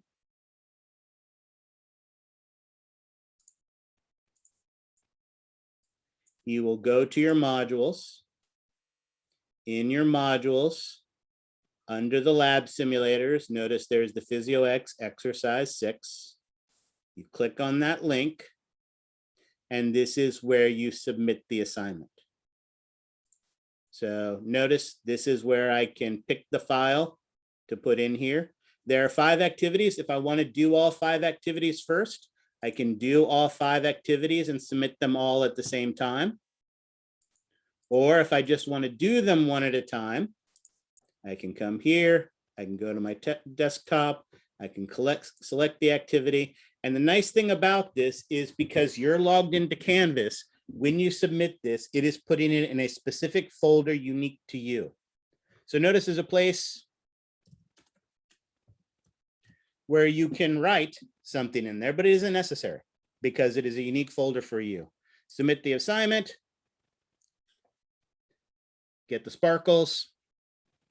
And like I said, if you need to, because notice I just did the first one, if I need to then submit the second or the third or the fourth or the fifth, one at a time or all at once, I can do that here. It doesn't delete the previous one. So if you want to do it one at a time, you can do that here and submit that PDF here that way.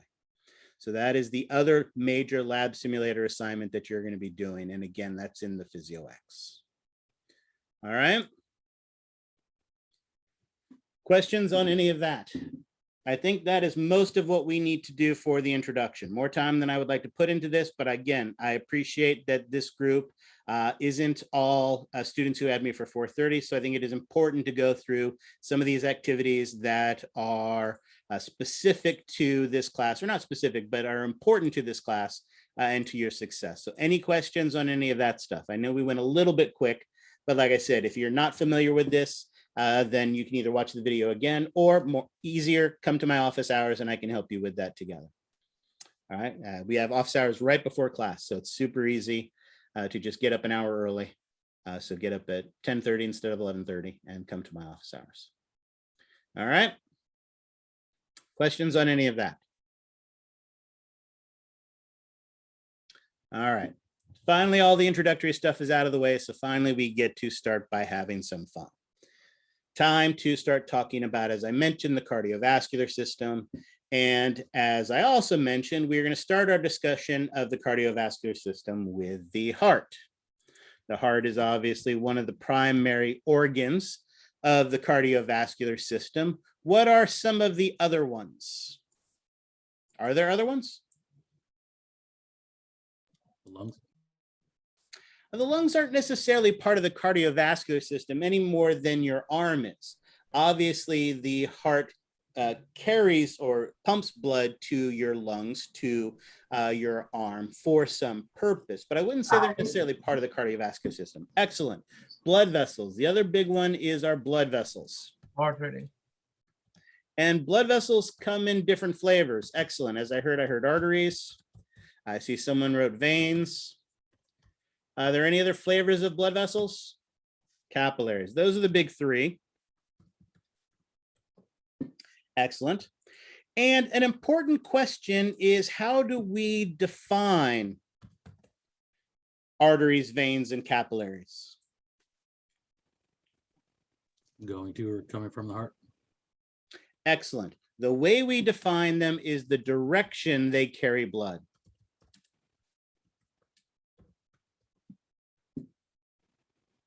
All right. And I'm glad you said that, because often people try to define arteries, veins, and capillaries by the condition of the blood inside of them. Oxygen rich or oxygen poor, or even worse than that, deoxygenated. Let me get that off of you right now. There is no such thing as deoxygenated blood. If your blood doesn't have any oxygen in it, you're dead. But there is oxygen rich and oxygen poor. And yes, most arteries are oxygen rich. But what does most mean? Not all. Not all, right? And so if the definition involves not all, is that a good definition? No. No, absolutely not. So the way we define these blood vessels is by the direction they carry the blood. So let's be specific. What direction does arteries carry blood?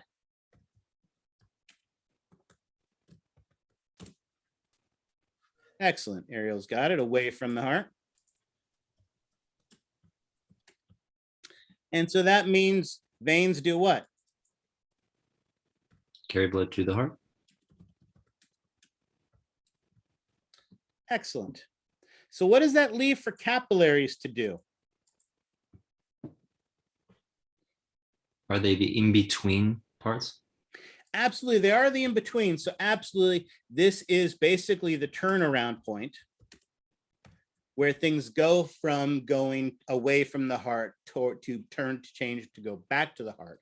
But there is also a very important process that occurs in capillaries. And capillaries is where all the exchange of materials take place.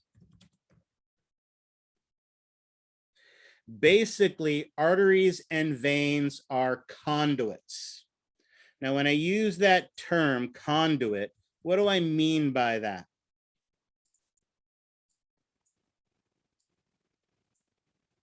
Connecting, absolutely. What else does conduit mean? Messenger? A vessel. True, it's a pathway. You guys have the right idea, absolutely. It is a pathway, like a messenger or like a PVC pipe, right? In your backyard, you have a sprinkler system and there's a bunch of PVC pipe carrying water from one location to another. Now, as it carries, that PVC pipe carries the water from the pump all the way to the sprinkler. Does it change or modify or add anything or take anything away from the water? No. No, it's just a passageway. It's just a way to get from one location to another. And that's what the arteries and veins are. Arteries and veins don't change the blood at all, which of course is another big component of our cardiovascular system. We can't forget about the blood. Excellent. So the only place where materials are exchanged is in the capillaries. Excellent. So those are the organs of our cardiovascular system. What is the function of our cardiovascular system? To carry oxygenated blood throughout the body. Provide Okay. nutrients, I'm sorry? provide nutrients, remove waste.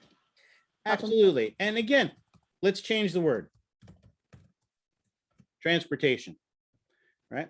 Our cardiovascular is about transportation, movement of materials throughout the body. And you guys have done a good job of identifying some of those. I heard someone talk about oxygen. Someone said nutrients. What else? Heat. Excellent. That's a great one that most people forget. Love that. Excellent. What else?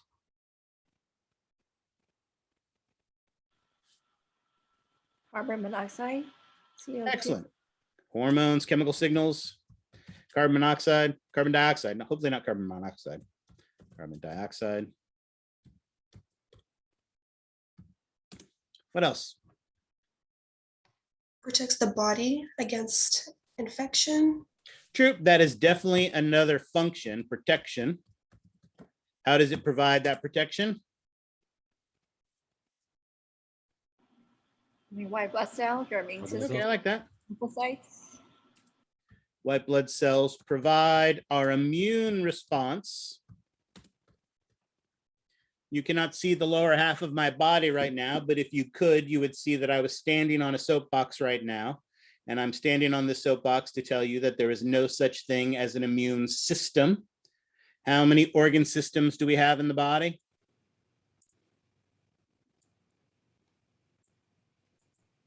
Pretty sure you learned this 11. back in 430. 11. Taken. 11, excellent. And immune is not one of them. As we learned, organ systems are comprised of organs. Your immune response is a cellular and chemical interaction that takes place to provide protection. Now, many of the cells and chemicals are housed inside the lymphatic system, right? But that chemical and cellular response to a harmful pathogen is our immune response. And so absolutely, one of the things that is transported is those white blood cells to help provide that other function of our blood, which is protection, right? Again, as we talked about in the integumentary system, and you mentioned it plays a role in temperature regulation by helping us to dilate and constrict blood vessels to radiate heat off. But let's go back. Oxygen, nutrients, heat, hormones, carbon dioxide. I can think of at least two more good things that are transported by our cardiovascular system. Waste products. Okay, excellent. That wasn't even one I was thinking of. That's a good one. What Well, else? I think hemoglobin is a given, right? Well, hemoglobin is found in the red blood cells, and that is what transports the oxygen. So you are correct, it's in there, but I think that's what carries the oxygen. Pressure is what makes the world go round and definitely what causes it to move. There you go. Zayman's got it. A combination of things, both water and ions, right? This affects, of course, the osmolarity of our blood, which of course affects the osmolarity of our interstitial fluid. And as we in Sacramento know better than most, if you were to drink a massive amount of water in a very short period of time to now win an incredibly outdated video gaming system, right? Could that affect the balance of water and ions in the tissues of your body, leading to cellular damage, leading to organ failure, leading to death? Absolutely. Yep. Absolutely, right, absolutely. So all of these things are transported. And you guys have kind of hit it on the head. Most of these are transported by what part of the blood? Plasma. By the plasma, absolutely. And as you already mentioned, the one big exception is oxygen. Oxygen is carried by hemoglobin in the red blood cells. But pretty much everything else, including the heat, is transported primarily by the plasma. Excellent. Questions on that?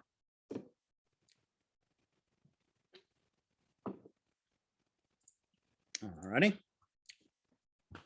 As I mentioned, we're going to start our discussion with the cardiovascular system with a discussion of the heart. If we were in the classroom, one of the things we'd be doing on Thursday is dissecting a sheep heart. We unfortunately do not have the opportunity to do that because we're not going to be on campus. And what you would see is the sheep heart, much like our heart, isn't much to look at. The human heart is about the size of your fist, about 5 inches by 3 inches. So it isn't much to look at. But when it comes to function, it is incredibly impressive. Your heart beats somewhere around 100,000 times per day, every day.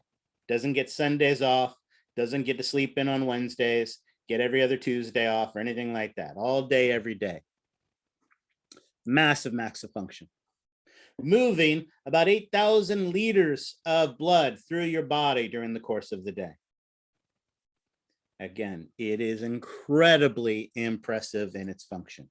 May not be much to look like, but man, it can work. Now, here is the heart in its relative location in the body.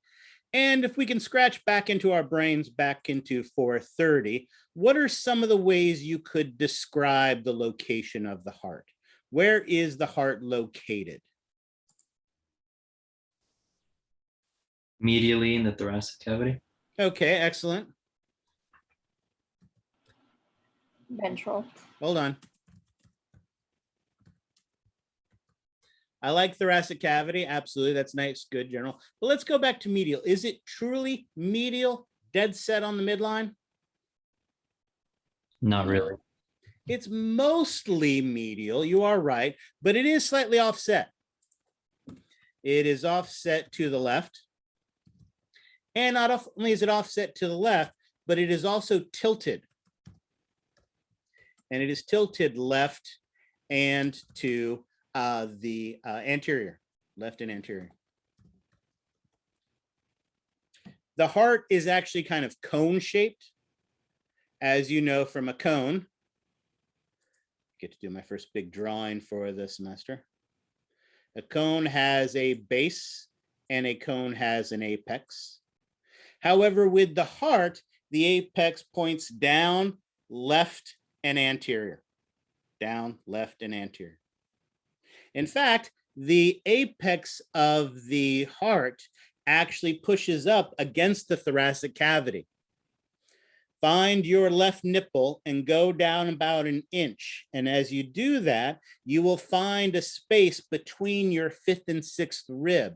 And if you palpate that area, you can actually feel the heart palpating against that surface. It's a point we call the point of maximal intensity, where it actually, when it beats, it actually physically pushes on the wall of the thoracic cavity. Excellent. So thoracic cavity is good, but I think I also heard somebody mention that is a pretty general description. Can we be more specific on where it's located? Excellent. Pericardial cavity. I like that. What forms the pericardial cavity? Serous membrane. Excellent. By a serous membrane, a double layer serous membrane.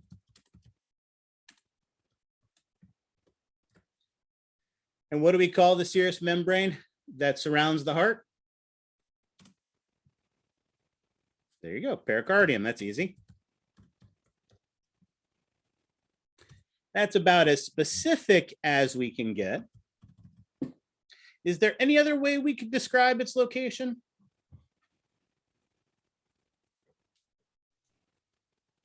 It's deep.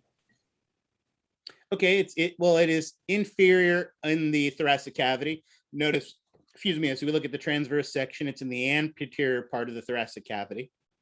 Oh, I said it. It's deep. Yes. Oh. Deep. Okay, away from the surface. Yes, you are correct. It is deep, but it's also anterior in the thoracic cavity. So it's not fully deep. Again, it's not centered in the middle of the thoracic cavity.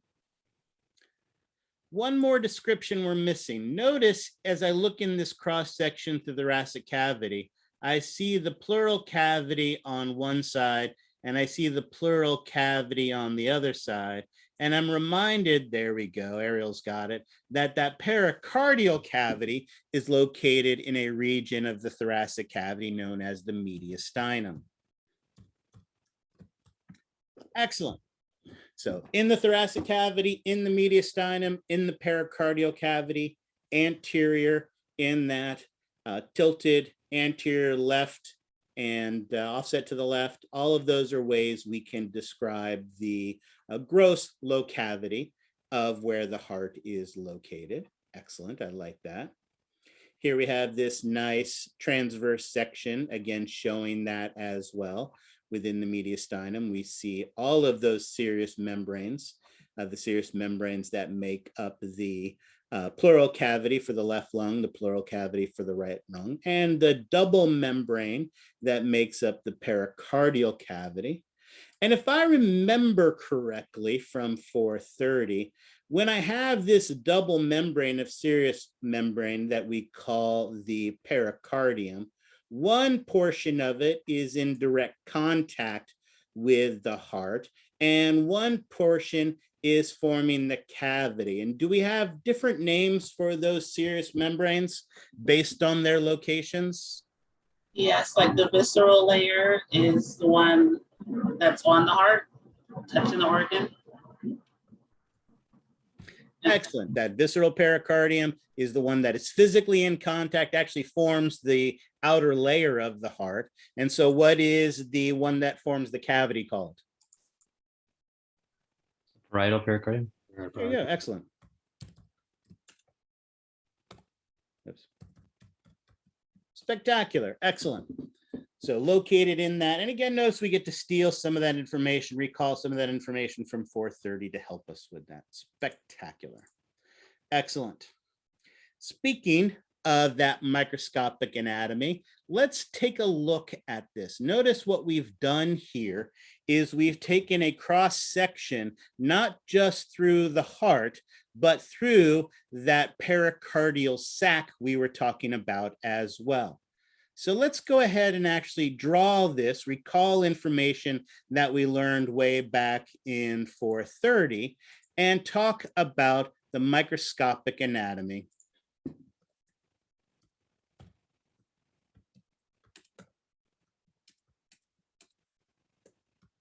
of the pericardial sac and the heart.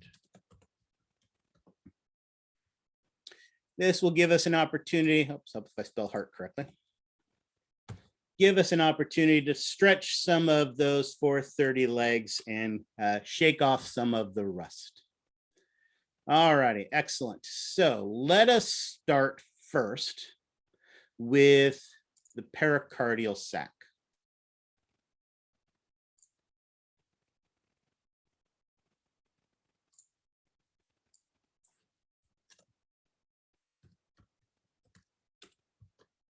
Our pericardial sac is comprised of 2 layers.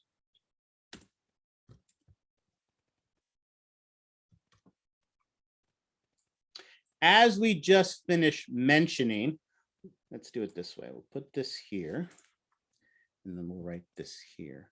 One of those layers, as we just finished mentioning, was the parietal pericardium, which of course we know is a serous membrane.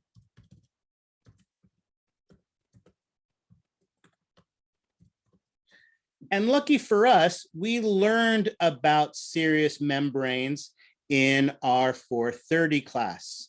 And of course, we know serous membranes are comprised of an epithelial tissue that sits on top of a connective tissue.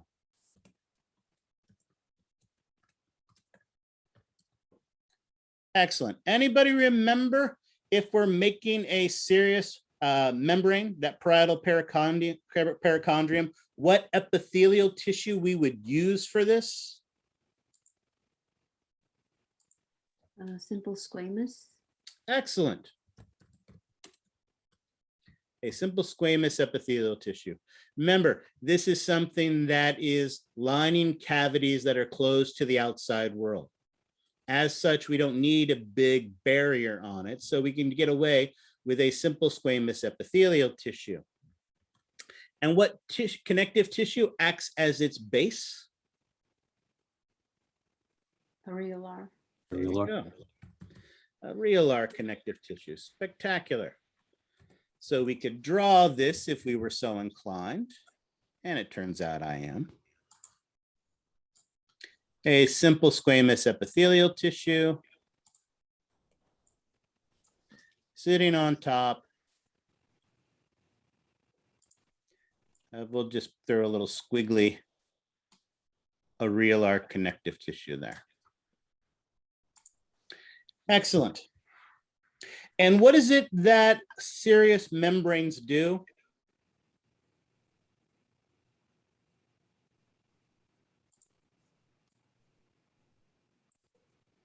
Produce serous fluid.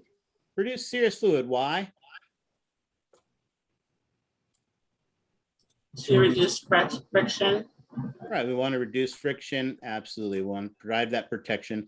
And so is our goal to fill this cavity with as much? So here's our pericardial cavity. No, I want red. I'll go purple. Is our goal to fill the pericardial cavity with as much serous fluid as we possibly can? No. No, we want a thin layer of serous fluid. Just a thin, we'll stick with purple. A thin layer of serous fluid.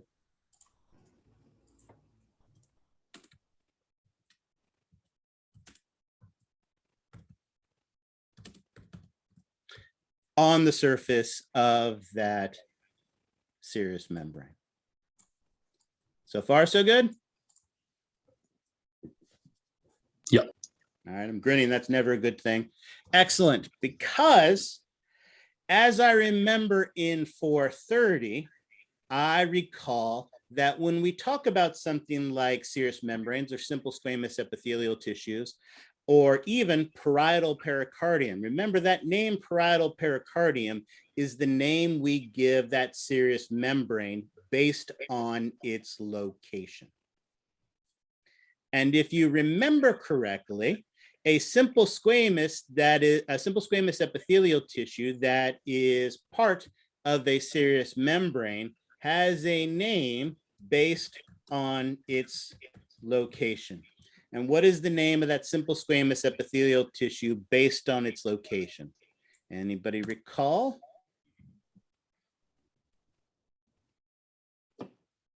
Mesothelium. Perfect.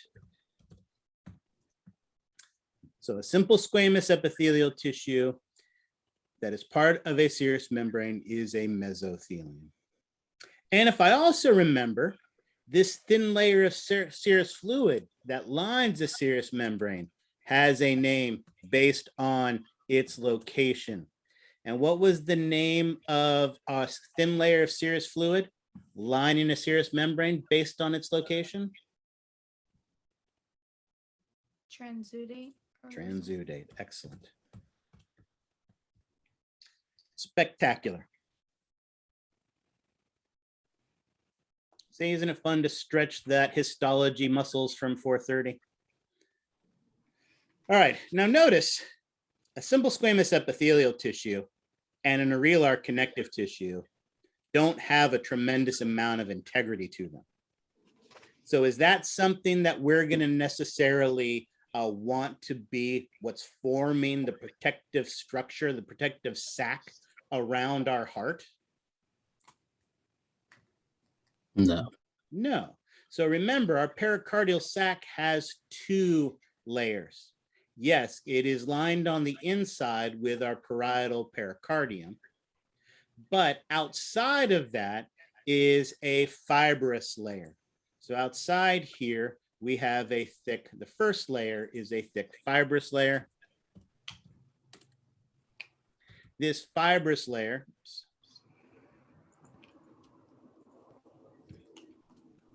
is basically comprised of primarily a dense irregular connective tissue. And this dense irregular connective tissue is what gives the structure, gives integrity to the outer structure of our pericardial sac. So notice if we cheat and we go back to the pretty picture from your textbook, here we see our pericardial sac. We see that outer fibrous pericardium, the serous pericardium made up of a simple squamous epithelial tissue and a areolar connective tissue. That simple squamous is a mesothelium, and the serous membrane is a serous fluid is a transudate. And then, of course, the space in between is the pericardial sac.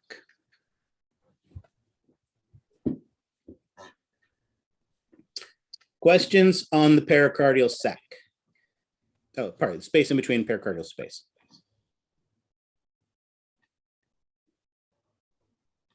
All right.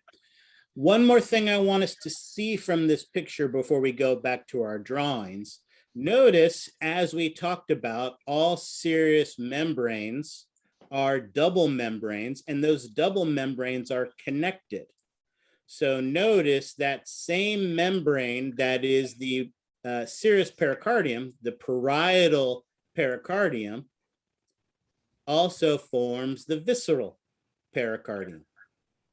It's the same tissue, it's the same membrane, so it's going to be made up with the same types of tissues. So notice as we come back to our drawing, after the pericardial cavity, we are going to, and I'll go ahead and use black because it is convenient to do so.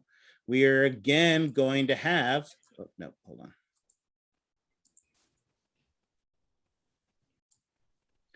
A simple squamous epithelial tissue that is sitting on an areolar connective tissue.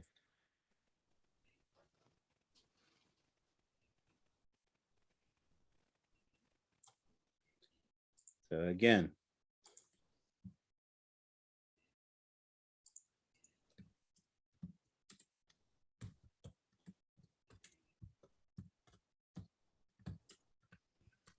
which we now know, based on its location, is still a mesothelium.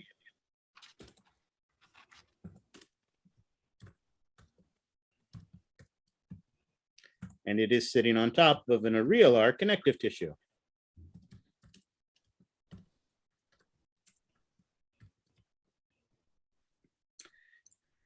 This is going to have a thin layer of serous fluid sitting on top of this. And this thin layer of serous fluid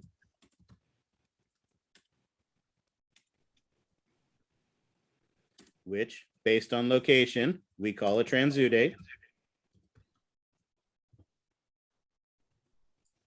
Looks just like what was above it.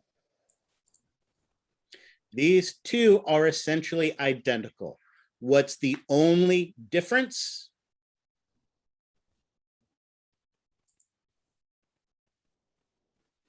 It's the only difference between these two layers. One is actually touching the surface of the heart. Exactly. The only difference is their location. One of these is forming the pericardial sac, and the other one is forming the heart.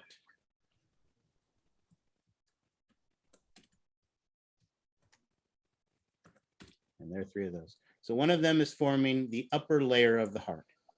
And of course, as you know, because of that, we give it a different name.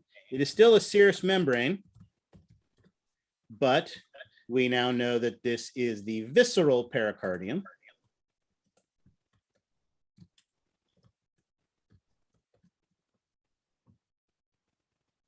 Because it's a serous membrane. But as we also know, anatomists hate us. And one of the ways they show that hate is by giving things multiple names for no reason at all. This absolutely positively is the upper layer of the heart. It is a visceral pericardium, but because it is the top layer of the heart, they also sometimes refer to it as the epicardium. And both of those are acceptable names for this layer. So whether you call it the visceral pericardium or the epicardium, it is the exact same thing. It is a simple squamous epithelial tissue sitting on top of an areolar connective tissue, producing a thin layer of serous fluid.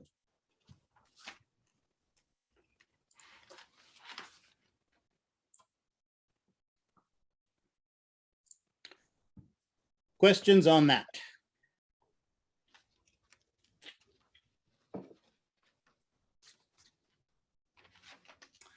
All right, excellent. So what's beneath it? What's beneath our visceral pericardium?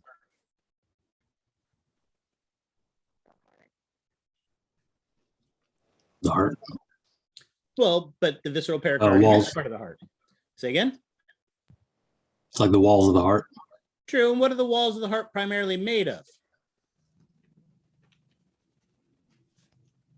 Cardiac muscle. Cardiac muscle, absolutely. We have a big, thick layer that is known as the myocardium.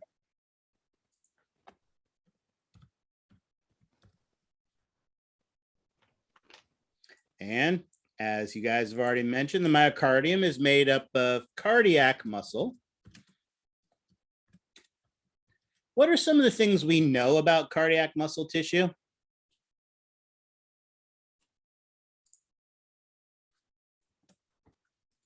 They have desmosomes. Okay, branch shape. Excellent. I like that. Hold on. It has connections where they come together that has lots of desmosomes. What were those connections where the cells come together? Gap junctions? You are right. You guys are right. It contains gap junctions and desmosomes. So you were right, but there was a special name for that location where the two cells connect to each other, where all those desmosomes and gap junctions were. Does anybody remember? Intercalated discs. There we go. Excellent. We have those intercalated discs that contain gap junctions. What's the function of the gap junction? Communication. Yeah, it allows for them to, all the cells to work together as one to spread that electrical signal from one end to another. What do the desmosomes do for us? They provide Structure. Yeah, they tightly bind the cells together to resist the shearing forces of that major amount of pressure it's producing while pumping. Excellent. Give me at least two more things you know about cardiac muscle. It cannot heal itself. Excellent. Anything else? Striated. They're part of a smooth muscle. I'm sorry, say again? They're part of a smooth muscle. No, they're not. They're not. They are similar to smooth muscle in that they can be controlled, or let's say modified, by the autonomic nervous system. Uninucleated. And most are uninucleated. Excellent. Most. Which also makes them similar to smooth muscle by autonomic nervous system and hormones. But again, they're not the same as smooth muscle. Excellent. So those are all good things that we know about it. But it turns out this myocardium is not just cardiac muscle. There is also a fair amount of fibrous connective tissue. Now, again, as we talked about, cardiac muscle has this kind of branching shape. And so there are spaces in between these cells. And these spaces in between these cells are where we're going to find a bunch of fibrous connective tissue that helps to give some structure. It actually forms what is known as a fibrous skeleton. This fibrous skeleton helps to give structure and integrity to the heart wall. One of the cool things that they were trying to do many years ago, well, not so many years ago, 10, 12, 15 years ago, they were trying to take hearts, because obviously a heart transfer is something that is very challenging to do. There's got to be a lot of things that are right and compatible for that to take place. So one of the things that they were trying to do is take hearts and dissolve away all the cardiac muscle. And all they'd be left with was that fibrous skeleton. And then they would try to use stem cells to populate that heart with new cardiac muscle. And if you were able to use stem cells from the person that was receiving the heart, then that would dramatically decrease the likelihood of it being rejected. Now, they've since stopped that research. Do you have any idea why?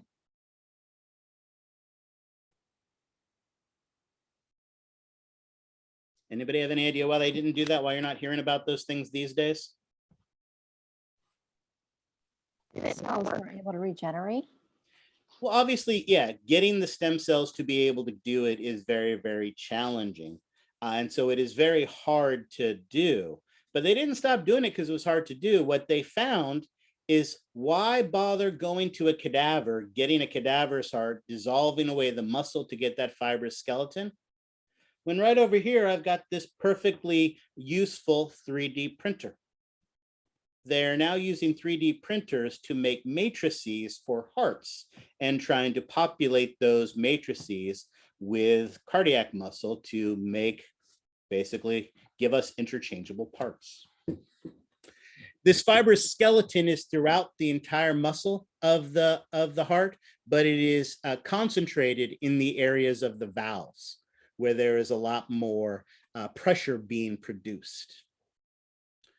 Excellent. So we have that myocardium. We have our understanding of what cardiac muscle does. And then, of course, the inside of the heart, chamber. And the chamber of the heart contains what?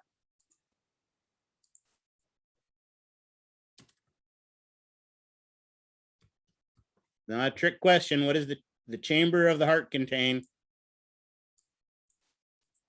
What? Blood. Excellent. So we have this space inside the heart. That space is the chamber of the heart, and it contains blood. And do we want that space being in direct contact with the myocardium? No. No, especially since I already told you that the heart has 3 layers. And that means we need a third layer. And that third layer, that layer inside the heart, is known as the endocardium. The endocardium basically lines an inner surface of the heart. It is continuous with the endothelium. of the blood vessels.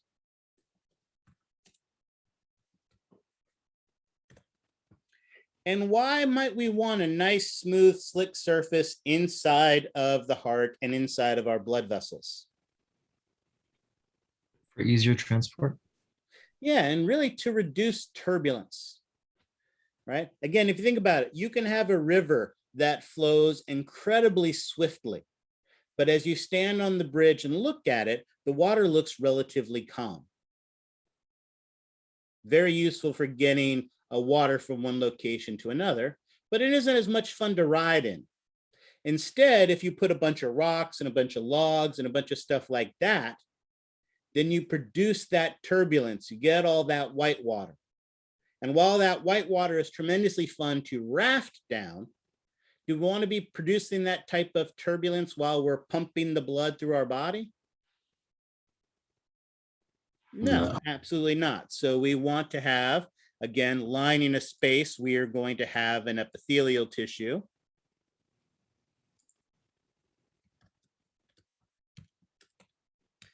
And since this epithelial tissue is inside the heart, do you think it has to be very large and sturdy? No. What's it going to be?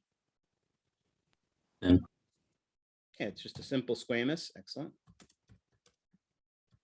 A simple squamous epithelial tissue. And of course, it's going to be sitting on what type of connective tissue? Areolar. There you go. So once again, we have this endocardium where we have, oops, a little bit of areolar connective tissue sitting on top of a simple squamous epithelial tissue, lining the cavity of our heart. And there you see my amazing artistic skills, and I'll save this so that I don't forget it. But notice also, if we go back to the pretty pictures from our textbook, we see the same thing as well. As we look at the heart, we have the outer layer, the epicardium. And remind me again what else so we could call the epicardium? The visceral pericardium. There you go. Those terms are interchangeable. They mean the exact same thing. Tissue types, what epithelial tissue again? Simple squamous. Excellent. And what do we call that simple squamous epithelial tissue based on its location? Mesothelium. Excellent. And what's the connective tissue? Areolar. Areolar. Excellent. Excellent. So we have that areolar connective tissue there. Deep to that, we have the myocardium. We already know what muscle type that is again. Cardiac. Cardiac. Cardiac muscle. Remember, the heart is the only location in the body where we find cardiac muscle.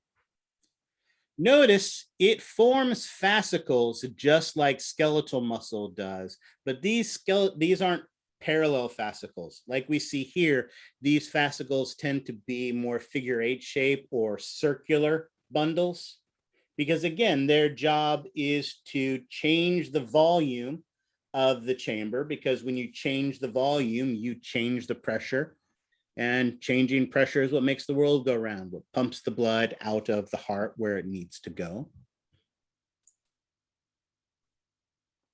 Here we see another picture that shows that as well.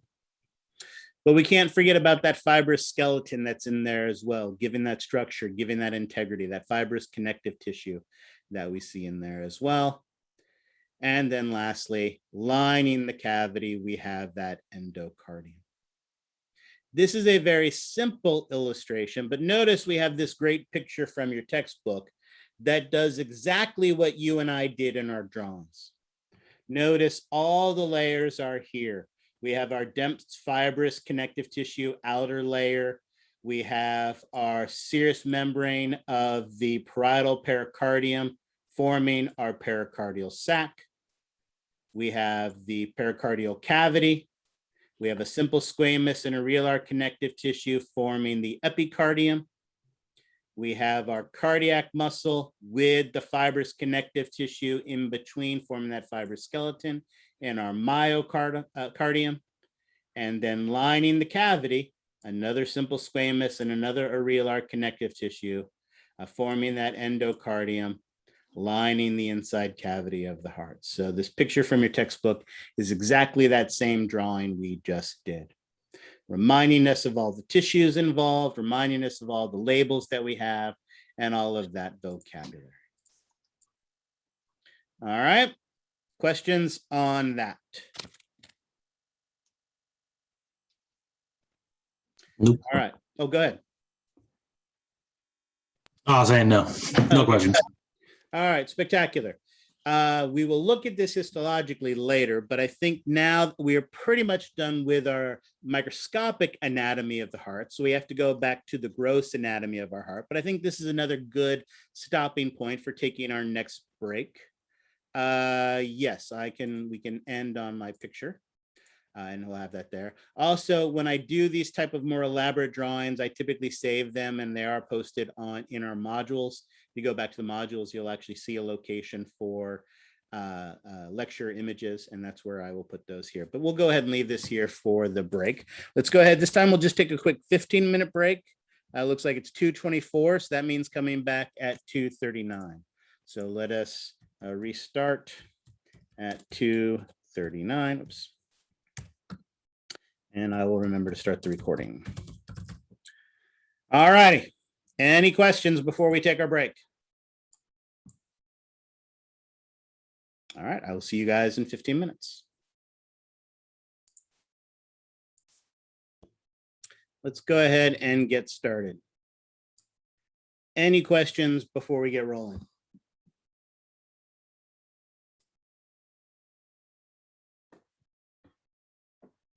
All righty, then let's go ahead and get started. Looks like we scared off a couple people. We'll see what happens with that, but all righty. So we have talked about the microscopic anatomy of the heart. Let's go ahead and talk about the gross anatomy of the heart. Give me a second here, and I will do my best to draw as accurate of a representation of a heart here as I can. Perfect. Excellent. That's good. Okay. Now, obviously, that's not what a heart looks like, but it'll be a good schematic that will help us to understand the basic anatomy of the heart.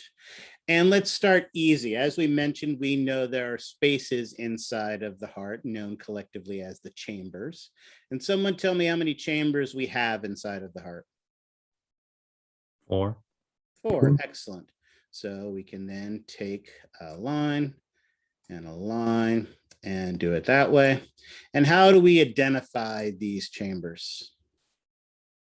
They're kind of flip-flops. So the right side would actually be our left, and the atrium is on the top and the ventricle is on the bottom. Perfect. You are absolutely correct. We always assume anatomical position, even in a horribly inaccurate drawing like this. So absolutely, if this was a patient staring at us, this would indeed be the right side, and the other would be the left. And as you mentioned, the 2 superior chambers are known as, I think you said it, but say it again. Atrium is superior. Right, atrium being the singular, atria being the plural, absolutely. So this would be the right atrium, and this would be the left atrium. Excellent. And so then the 2 inferior chambers, what are they? Ventricles. Excellent.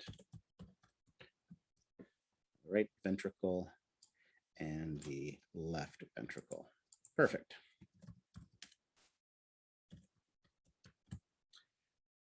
Excellent. So that's a good starting point. There are, again, obviously I've drawn this very, very simplistically, but one of the important things to remember is that these jobs are to pump and move the blood. And the job of the atria are primarily to receive the blood. Oops, no, hold on, I want that there. So the right atrium is going to receive blood. And any idea where it receives blood from?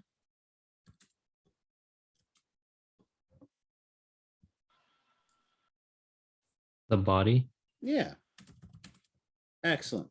So it receives blood from the body. Spectacular. It does that actually through 3 major blood vessels. For right now, we'll just focus on 2 of them.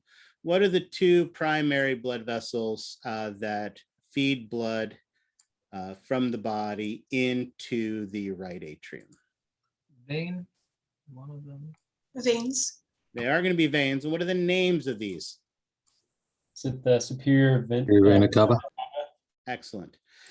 All of the blood vessels that directly feed into or out of the heart are known collectively as the great vessels. And you guys are absolutely correct. These 2 are known as the superior vena cava and the inferior vena cava. As I mentioned, there is a third, but we won't worry about that one right now. That's a good starting point. So if the right atrium receives blood from basically everywhere in the body, what does the left atrium receive blood from? The pulmonary cavity, or like True, although we could be a little more specific than that. Lungs. There we go.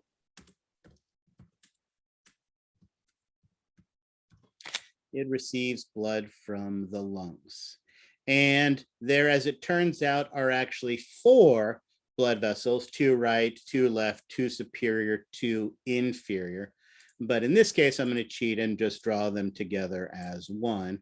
Collectively, how do we refer to those 4 blood vessels that carry the blood into the left atrium?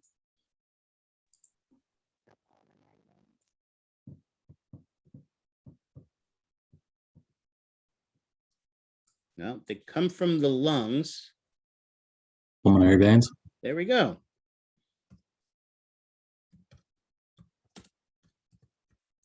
And like I said, there are 4 of them, superior and inferior, right and left. So mix and match. There's a superior right and inferior right. There's a superior left and inferior left.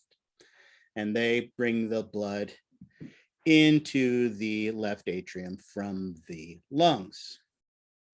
Excellent. Blood then has to travel from the atria into the ventricles. And then, of course, it is going to leave the ventricles. And when it leaves the right ventricle, if the atria receive blood, then the ventricle sends the blood. And where does the right ventricle send blood to? the aorta. Not the aorta, Lungs. to the lungs. Excellent. And where does the left ventricle send blood?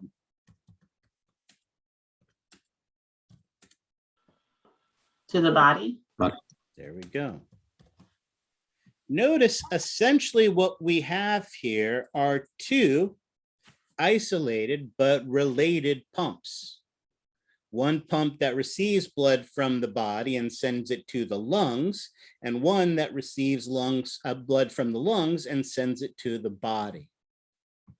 Why might we need these 2 independent pumps? Obviously, they're receiving blood and sending blood to different locations, but what is the condition of the blood in these 2 vessels, in these 2 pumps? Deoxygenated and then oxygenated. Okay, like I said, I have to get back on that soapbox again. Remember, we do not have oxygenated and deoxygenated blood.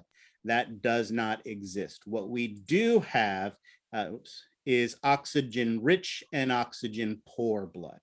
So you have the right idea. The right side of the heart is involved with what type of blood? Did it again. Poor. Oxygen poor. All right. The right side receives and moves. So it is involved, let's say it that way, with oxygen poor blood.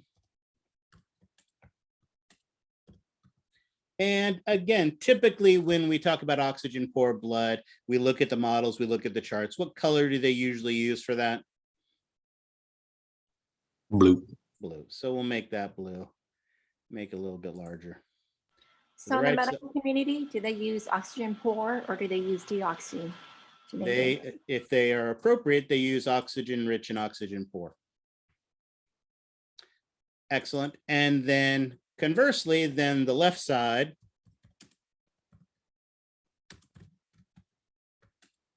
with oxygen rich blood.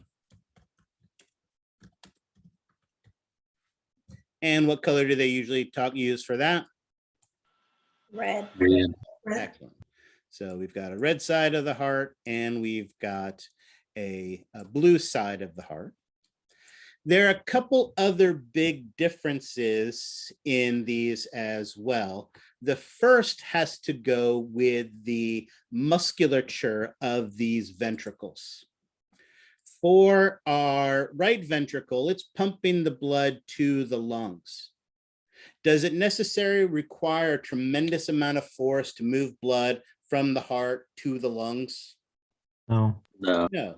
And knowing what you know about the lungs, they're big and they're delicate. Would we necessarily want high pressure blood going to the lungs?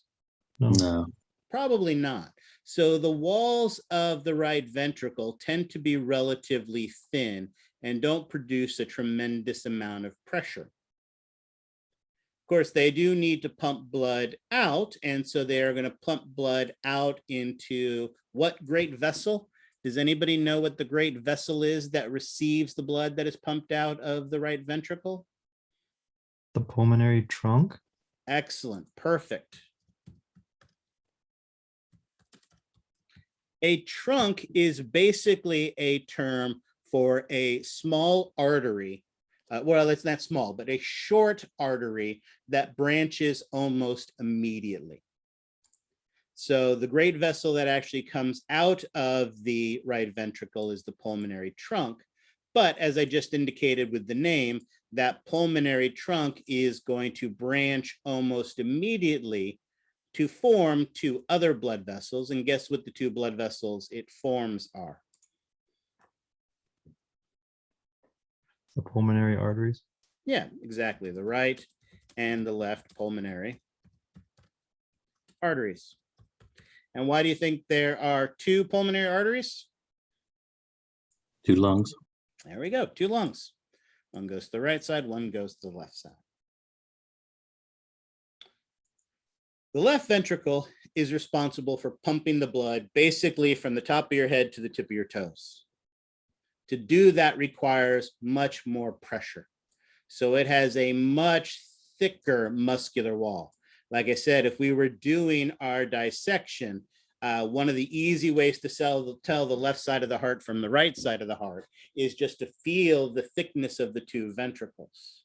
Now, there's one other big difference about them as well. Again, this left ventricle, we want to be incredibly efficient in its pumping.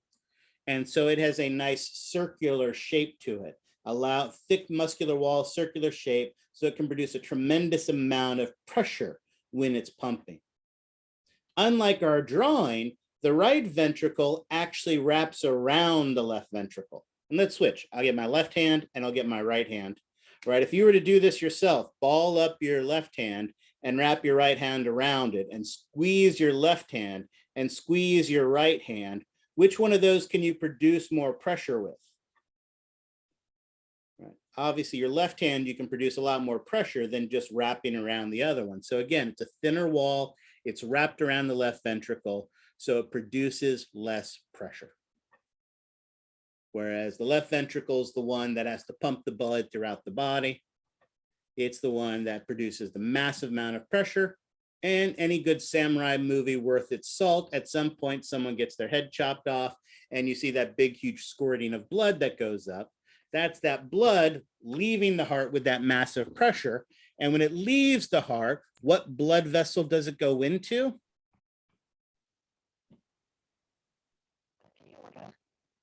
Excellent. You broke up a little bit there, but I think I heard enough to hear aorta. And that is 100% correct. However, just like, again, I went to Davis for my graduate and undergraduate work, so I spent a tremendous amount of time in Davis. And so if you spend any time in Davis, one of two things happen. You either fall in love with Davis or you try to escape. I tried to escape, and I escaped by going to Woodland. And when you go to Woodland, basically Woodland is a little hick town that has one big major road that runs through the center of it, Main Street. And Main Street is so big and so long that they actually have a North Main Street and a South Main Street, or it's East and West. I don't actually remember. It's been such a long time. Damn. But anyway, it's divided up. You got Main Street, and then you got East Main Street, and you got West Main Street. It's all the same road, but they give it slightly different labels so that you can kind of divide it up and tell the pieces apart. We're going to do the exact same thing with the aorta. The aorta is a single blood vessel. But to make it easier for us to think about where blood is being distributed, we're going to divide the aorta up into 4 bits.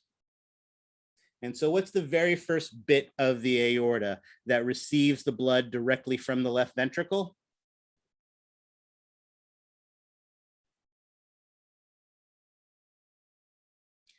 Only I had Ascending aorta. There we go. You bothered to print out the study guide, or we're looking at it, then that would probably help you on something like this. Absolutely, the ascending aorta. So we'll have the ascending aorta coming out here. Excellent. So those are our 4 chambers. Those are the great vessels. And notice we've done an amazing job of drawing this here, but we can also look at the pretty pictures from your textbook as well. This is what a heart really looks like. And notice, unlike our illustration, remember we talked about the heart is indeed a cone-shaped structure. We have the apex down here, and then we have the base up here. Notice all of the great vessels all come off of the base. So notice I've been drawing this as kind of a flow chart, a schematic. But notice as we look at it here, all of the great vessels come off of the base of it. So notice here's the superior and the inferior vena cava coming into the right atrium. Here are 2, and here are the other 2 of the pulmonary veins, bringing the blood into the left atrium. Here's our big thick-walled left ventricle, pumping the blood out into our ascending aorta, which goes into the aortic arch. And here is our right ventricle pumping blood out into the pulmonary trunk, and then immediately into the pulmonary arteries. Notice also, as we see nicely from this picture, we talked about how most arteries are oxygen rich, but not the pulmonary arteries. Most veins are oxygen poor, but not the pulmonary veins. So notice it's these pulmonary blood vessels that screw it up for everybody else. We can't use oxygen carrying capacity or oxygen carrying as the way that we quantify our blood, arteries and veins, because of this pulmonary system.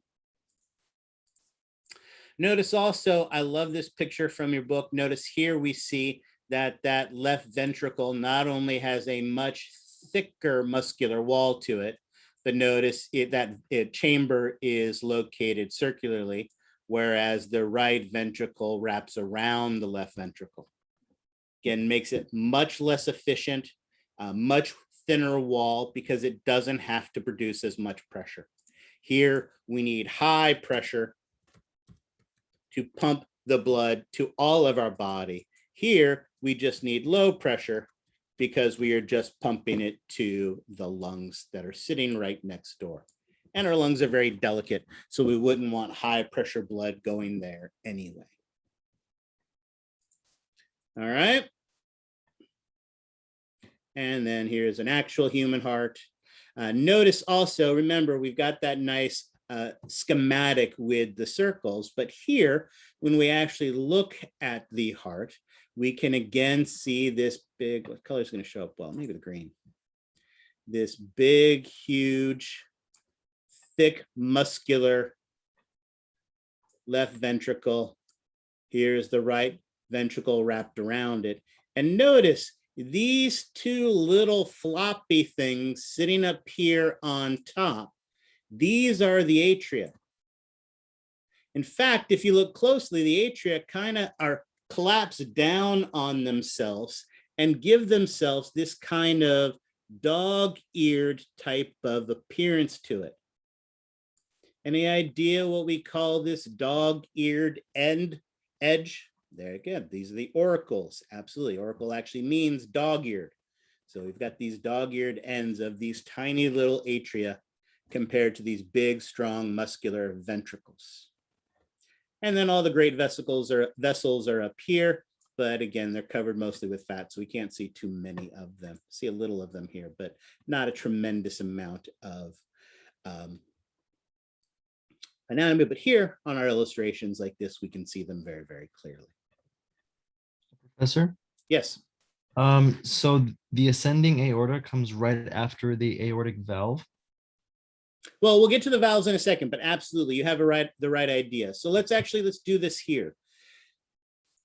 The first part of the aorta that comes out of the left ventricle is the ascending aorta. As I mentioned, one of the main reasons we differentiate the different parts of the aorta isn't just to make the class more challenging for you, but it really has to do with where it distributes blood. There are only 2 blood vessels that come off of the ascending aorta that only go to one specific location.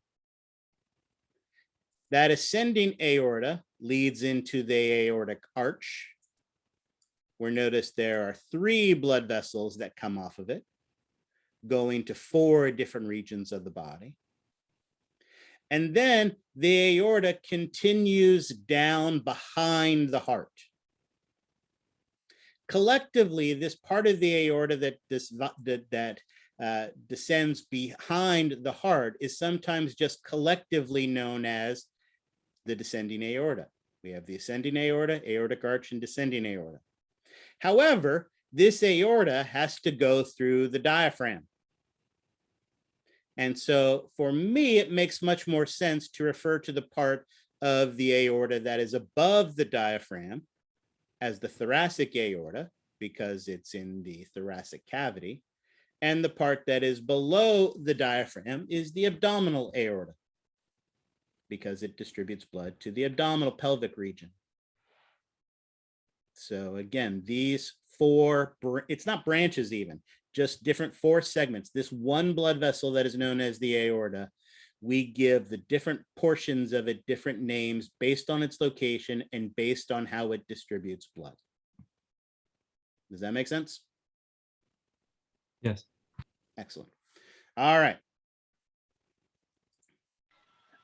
Dr. Slusky, so when they refer to muscle hypertrophy, are they referring to a certain ventricle? Does that reduce the cavity of the ventricles?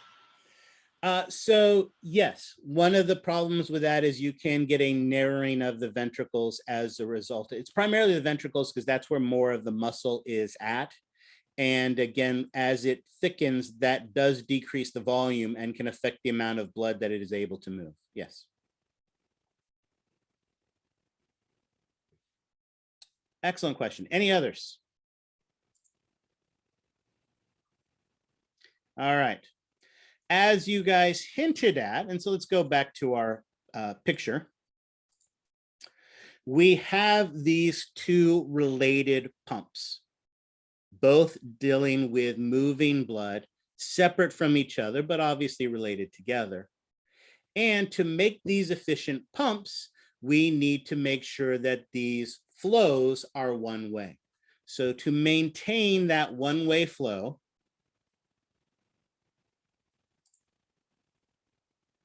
we need valves.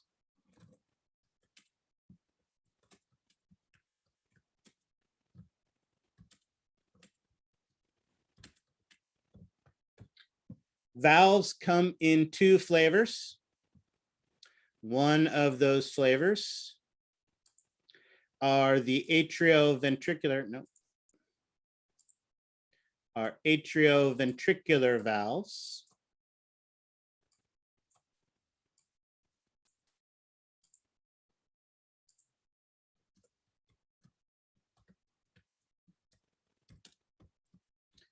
And based on the name, guess where they're located?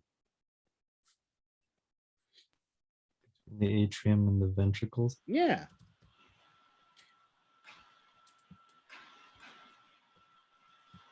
And their job is to stop backflow into the atria. Collectively, these are the atrioventricular valves. They have these flap-like cusps that dangle down inside of them. One of them happens to have 3 of these flap-like cusps. So guess what we call the one that has the 3 flap-like cusps? Tricuspid valve. Tricuspid. And the other one has 2. So guess what we call it? Bicuspid. Excellent. Now, this bicuspid valve is also sometimes referred to as the mitral valve. Does anybody know why that might be the case?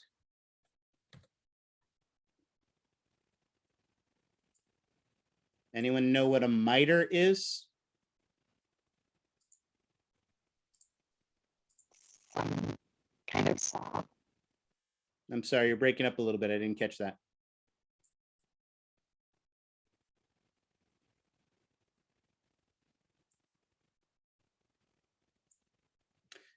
A miter is actually the Pope's hat. These are flap-like cusps, so they kind of dangle down like this. Miter saw, not a bad guess. They kind of dangle down like this. And so you think about it, if you took that and turned that upside down, or you turn the Pope upside down, it would look like his hat. Those 2 flaps come together. So notice here we have the 3 flaps. Here we have the 2 of those atrioventricular valves. We see them here from the front, 2 there, 3 there. Tricuspid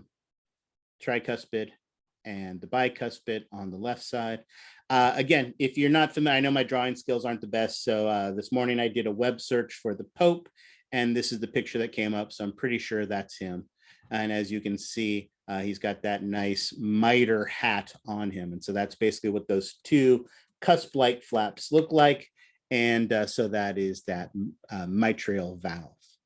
Now notice, here, look at it this way. In its resting state, these valves are open. So notice when the ventricle is at rest, these valves are open. And so as the blood enters into the atria, because these valves are open, because of the increased pressure of the blood coming in here, and because of gravity, that blood is going to continue right on down into the ventricles. So when the heart is in its resting state, these ventricles are slowly being filled by these atrioventricular valves being open. They basically just dangle down.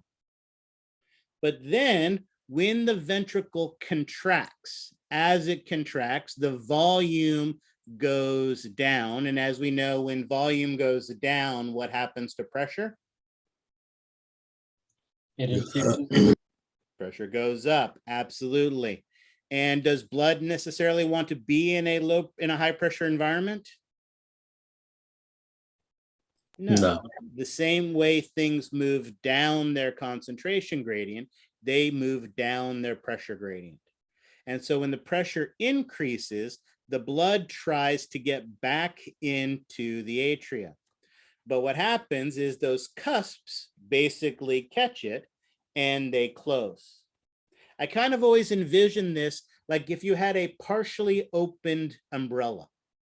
If you have a partially open umbrella and a little bit of a breeze comes, that breeze will come into the umbrella and open the umbrella up. And that's basically what happens here. As that blood pushes against the cusps, those cusps fill up and they close. However, what if instead of a mild breeze, it's a very strong breeze that hits my umbrella? What happens then?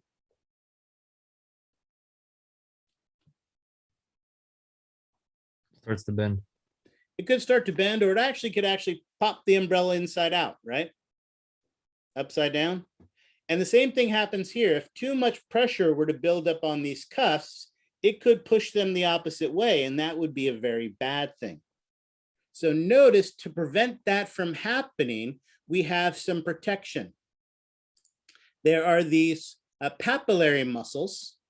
These papillary muscles are little finger-like muscles that when the heart ventricles start to contract, they contract first. And notice they pull on these tiny little thread-like structures known as the chordae tendinea. And so when they pull on those chordae tendinea, they hold and anchor the end of the cusp in place so that it won't prolapse.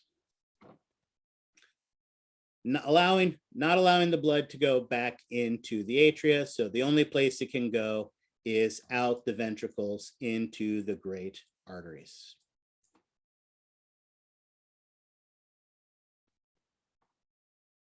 All righty. I believe I have this great picture from your textbook. Yeah. Here we see some papillary muscles and those chordae tendinea. That's cool. But this is the picture I really like. They've actually taken a heart and they've filled it with saline. And now you can see how these finger-like extension, these papillary muscles stick out. Their chordae tendinea attach and anchor the end of those cusps. And they're going to pull on them to stop them from prolapsing, to stabilize the cusps and force the blood to go out the ventricle a different way. All right. Questions on that? Yeah, is that an artist rendition or is that an actual heart? No, that's what I love about this. This is an actual heart. They filled a heart with saline. They took, I think they used like one of those cameras they use for like a colonoscopy, and basically put it into the chamber so they could take an image of the chamber filled with saline and see those papillary muscles and the chordae tendinea in action. It's an awesome picture. I like it a lot. And yeah, no, it's an actual photograph. So I have more of a clinical application question. Sure. So when somebody's pre-hypertensive or hypertensive, is it safe to assume that there's some mild form of hypertrophy taking place in the ventricles? No, not necessarily. The two don't have to be related. If you're dealing with hypertension, you are putting more pressure on the valves, and that can cause problems, although often it's more of an issue with the next set of valves we're going to talk about as opposed to these. And then my follow-up would be medication, blood pressure medication. So how or what's the effect on the heart? Or is it more of the circulatory system? Is it more of... Great question. So there are many blood pressure medications. So this is a kind of a bit of a global exaggeration, but there are really two main types. One of the main types is more involving like a diuretic. The goal is to decrease the amount of fluid within the body so that there's less volume to your blood, and less volume in your blood, the lower the pressure is going to be.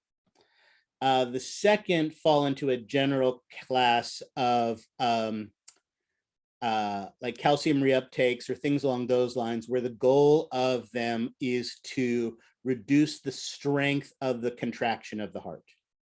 Because if the heart doesn't contract as strongly, then less blood is moved out of the heart into the blood vessels. And so again, less blood in the blood vessels, less blood pressure. Again, there are implications to using these things long-term, because as you can see, you are, especially with those calcium reuptake ones and things along those lines, you are reducing the efficiency of the heart. So that can be an issue, but hypertension can be a serious enough problem that typically you want to be able to decrease something like that. Absolutely. Yeah, COPD can be something we talk about absolutely when we get to the respiratory system. What isn't really relevant for something here, but when we get to the respiratory system, that would be a great topic to talk about then. All right, half of our valves, but only half. As I said, it is the atrioventricular valves that are located between the atria and the ventricles. We also have, what color haven't I used? Let's go with orange. Semilunar valves. And these semilunar valves are basically located between the ventricles and the great arteries.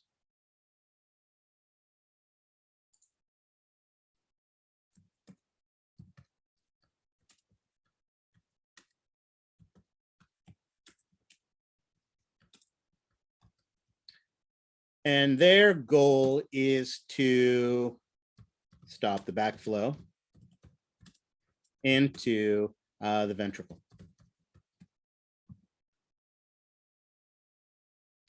Both of these valves, unlike the atrioventricular valves, are made up of 3 cusps.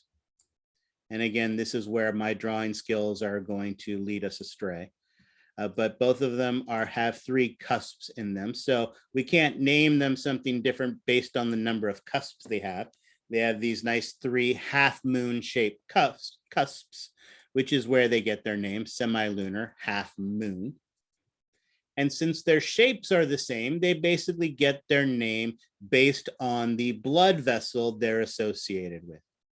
So the one in the left ventricle is known as the aortic semilunar valve. And the one in the right ventricle is known as the pulmonary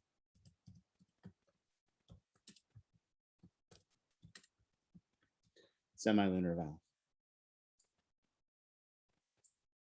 So again, we've got this simple schematic that shows this, but if we again go back to the pretty picture here from your textbook, again, notice here we see 2 of the 3 cusps, and here hiding behind the pulmonary trunk, we see 2 of the 3 cusps. So this is the pulmonary semilunar valve as blood leaves the right ventricle into the pulmonary trunk, and here is the aortic semilunar valve where it leaves the left ventricle into the ascending aorta. Notice they've drawn them and I've drawn them in their resting state. And in their resting state, we have the picture this way. They are closed because we have all this high pressure blood inside of the arteries. And we want that high pressure blood to move to the lungs or to move to the body. So we don't want it coming back into the heart. So they're closed. However, when our pressure increases here inside of the ventricles, then when the ventricle is contracting, that force is going to push these valves open, forcing blood into the arteries.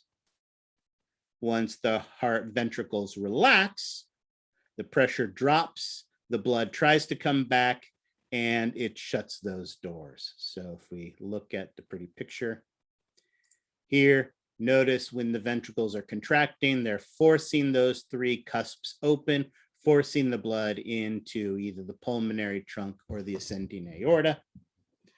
But when the ventricle relaxes, the blood tries to come back. Those 3 half-moon shaped cusps catch the blood and stop it from going back into the ventricle. So it has no choice but to continue on its merry way to the lungs or to the body.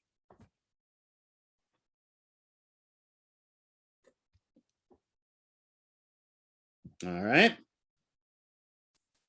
Questions on this?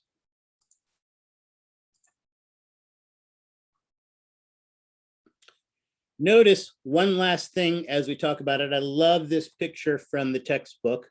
I remember, as we've talked about, all of the great vessels basically come off of the base. So notice what they've done. Basically what they've done is they've peeled away the atria.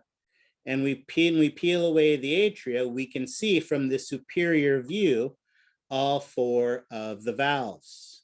Notice here, when the heart is in its, let's be more specific, when the ventricle is relaxed, the atrioventricular valves from the atria to the ventricles are open and the semilunar valves are closed. However, when the ventricle contracts, the blood is forced out of the ventricles into the arteries.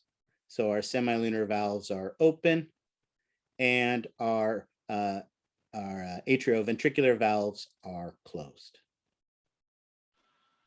So Dr. Schlesinger, I'm curious to know, so what if one of these valves are compromised or fails? Like, how does that feel for the person? What are the symptoms? Great question. So two things will happen. One thing that will occur is you will start to get accumulation of fluid in some part of your body. If it's backing up into the pulmonary system, you could have respiratory problems, breathing difficulties, especially like when laying down, or you could get edema in your extremities and things along those lines. You're more likely to be fatigued because basically the heart is going to be less efficient at pumping blood. And of all of these valves, which one do you think is the one that is most likely to be compromised? The aortic. Absolutely. The aortic semilunar valve is the one that is under the greatest pressure, dealing with the greatest pressure changes and has the greatest forces on it. So again, is it possible for somebody to have issues with all of the valves? Yes, absolutely.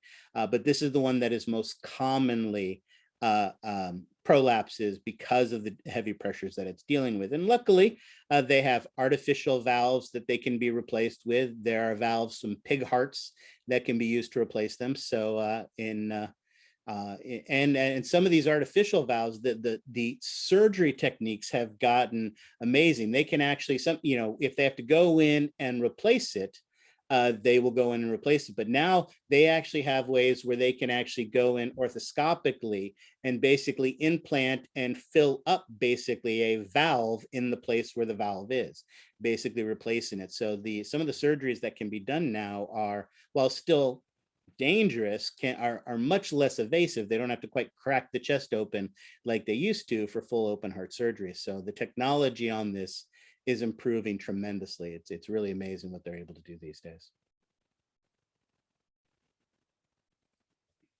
All right, excellent. So we have this. One last thing. And again, you may not have ever thought of these valves opening and closing and how they change in relation. Let's put the ventricle things back there as well. But most of you are aware of it because most of you at one point or another have rested your head against someone's chest. And when you rest your head against someone's chest, what do you hear? Valves. Yeah, lub-dub, lub-dub. That lub-dub that you hear are indeed the valves. And let's think about it. Are you hearing the valves open or are you hearing the valves close? Okay, let's ask this way. Poll question. A, is valves open? B, valves close? What is it that you're hearing? Are you A, hearing the valves open, or B, hearing the valves close? A.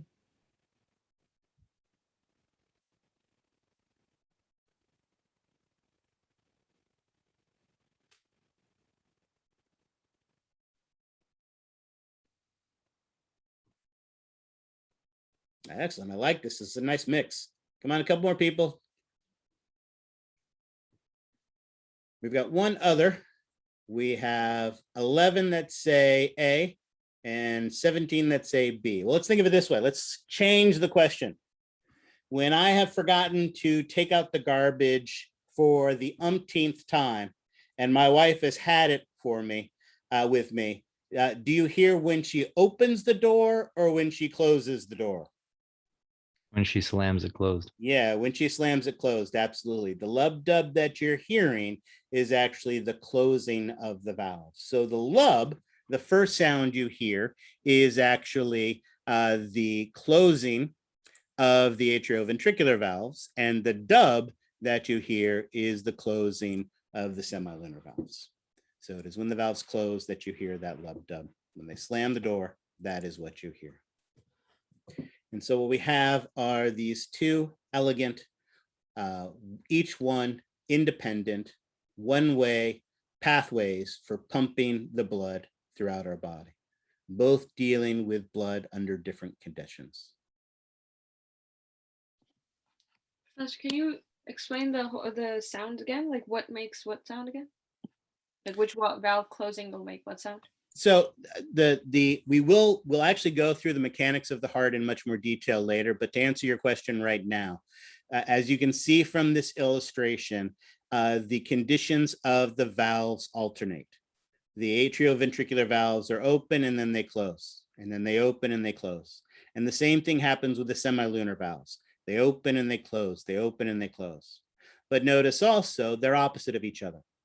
When the atrioventricular valves are open, the semilunars are closed. When the atrioventricular valves are closed, the semilunar are open. So basically what the heart does is bounce back and forth between these two states.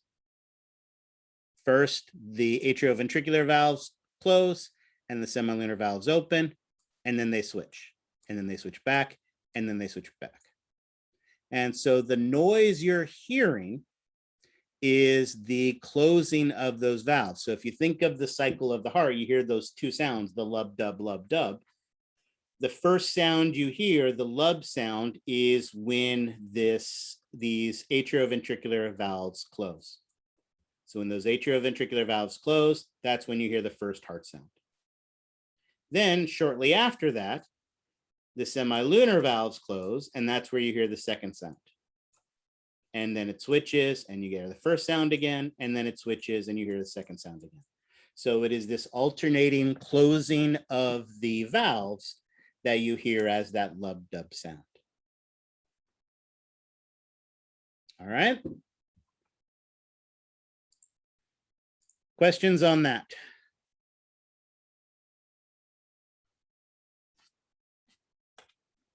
All right, excellent, perfect. This is perfect timing, because this is everything that I wanted to cover from a lecture standpoint, but I do want to do a little bit more on a couple other things. So let me do this first.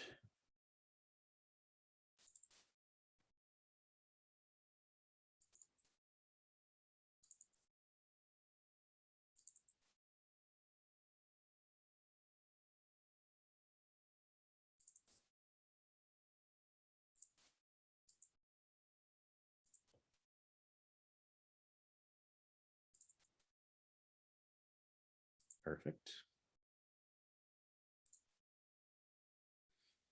All right.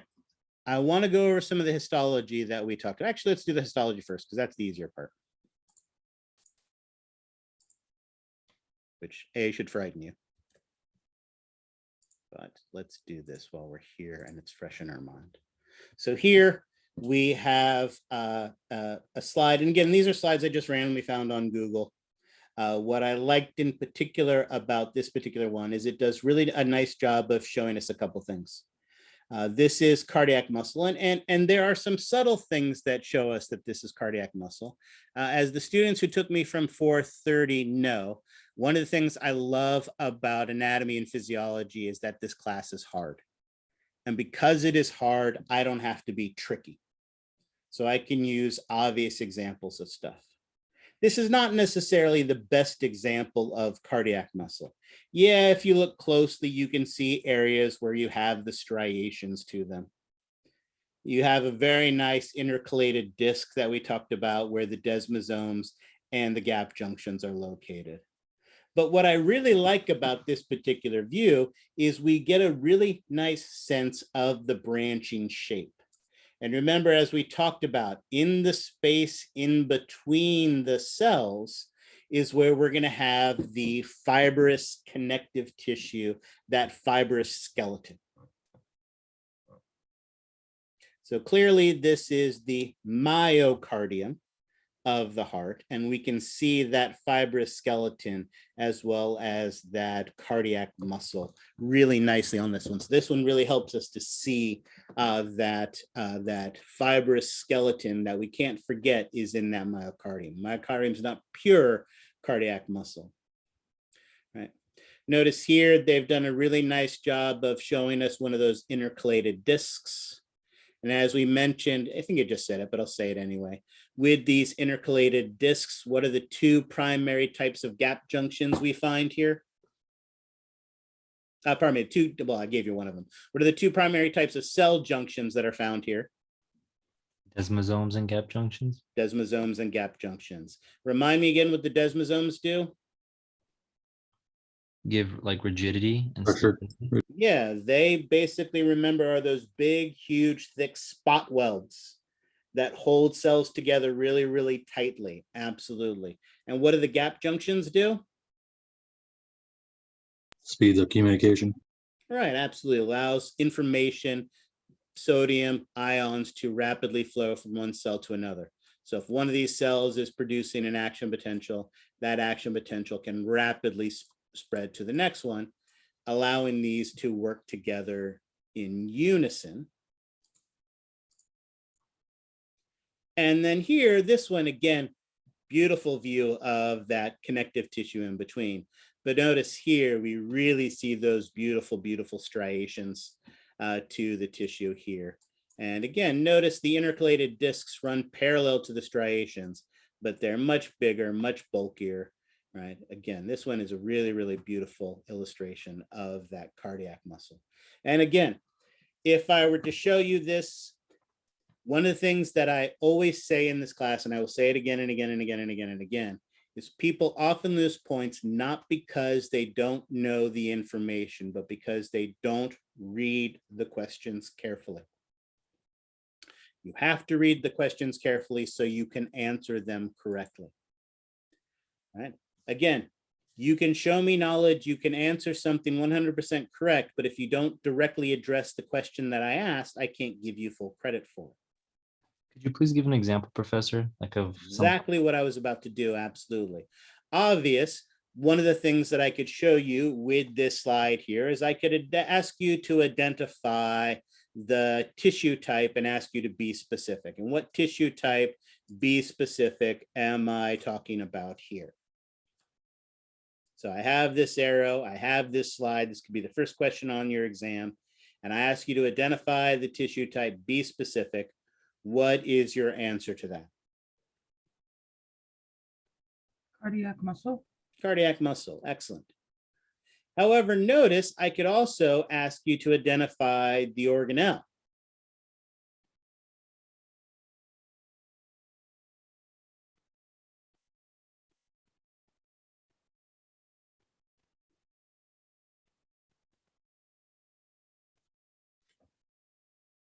Does it help if I take the arrow and move it here instead? Identify the organelle. nucleus or Here you go, nucleus? excellent. Notice I could be pointing at the tissue and I could ask you to identify two characteristics of this tissue. What would your answer be to that? Branched. Branched, what else? Striated. Striated, what else? Discs. Non-regenerative. Connected by intercalated discs.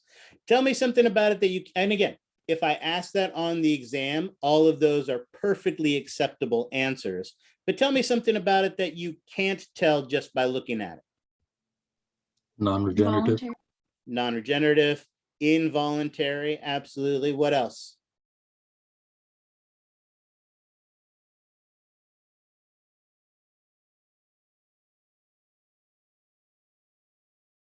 You guys are forgetting the most obvious of all of them. Where do you find it? In the heart only. Yeah, only found in the heart, right? So all of those are questions that I could be asked. I could also ask you to identify the layer of the heart. What would the layer of the heart be? Myocardium. Myocardium. Excellent.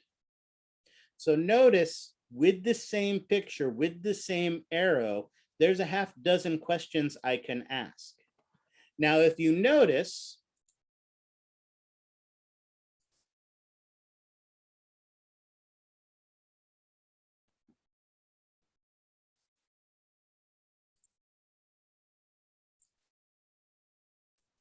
if we go back to the modules, yeah, don't care about that. I see your hand, Arabic. Just give me 1 second.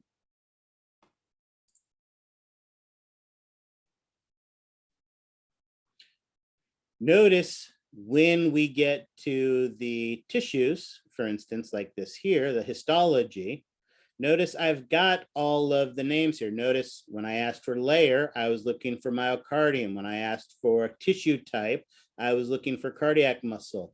Notice structure for the intercalated disc, right? So notice that there are these terms in parentheses that I will use when asking you to identify these things. And so I've given that to you. So I try to be as precise and specific as I can be in the wording of my questions.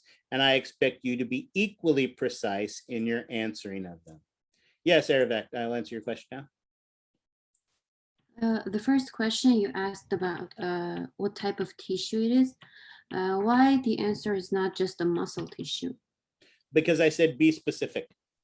And so typically, especially when I say be specific, I want you to be as precise as you could be. So if you said muscle tissue, I would give you partial credit for that. You'd probably get partial credit. But when I want you to be specific, I want you to be as precise as you can be. And it is much more precise to say cardiac muscle than to just say muscle. Okay, thank you. Now, if I just asked for general tissue type, then muscle would be perfectly acceptable. All right.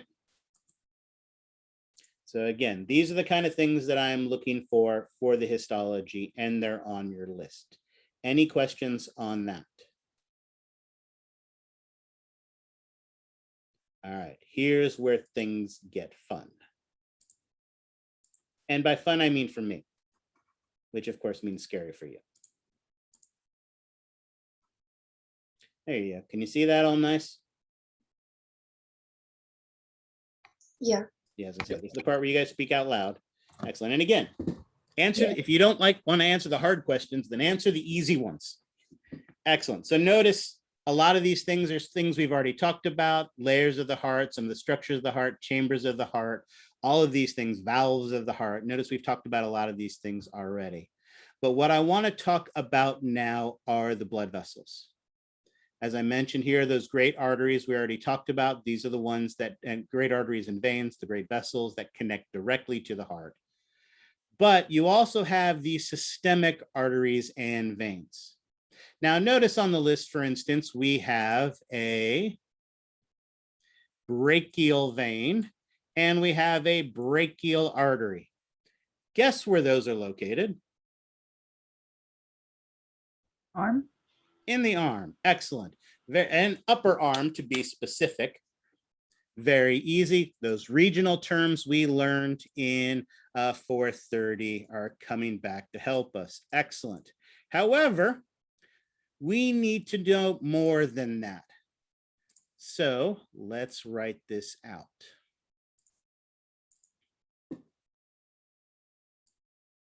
For every blood vessel,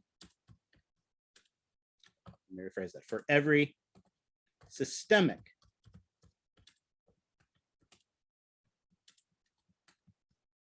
there are 5 pieces of information you need to know.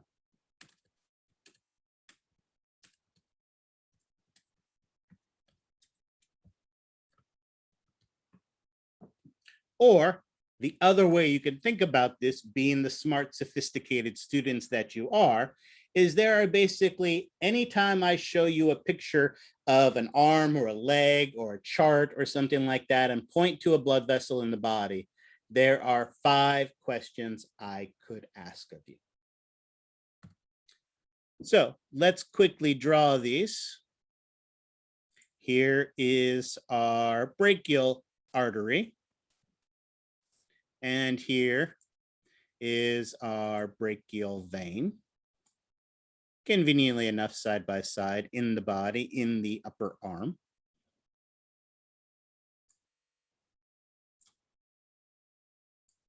Oops.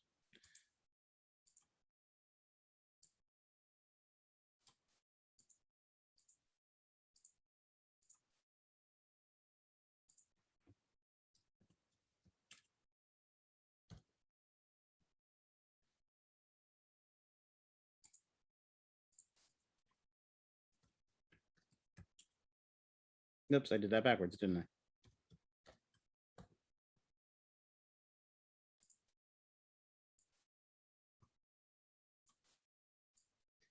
brachial artery sitting next to the brachial vein. What happened? There we go.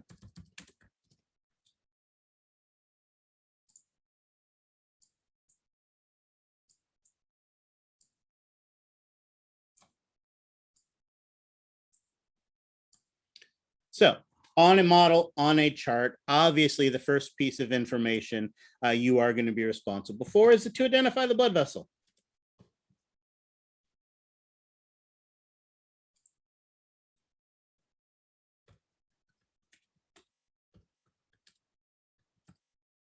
There you go. I point at the arm, I point at a blood vessel, you know that's the brachial artery or the brachial vein. All right, that's a useful piece of information.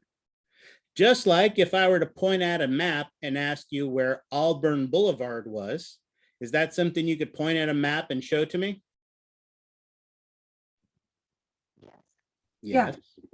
But knowing Auburn Boulevard's relationship to Madison Avenue and to College Oaks and how you can use those to get from your house to our class on campus, assuming we were on campus, isn't that an even more important use?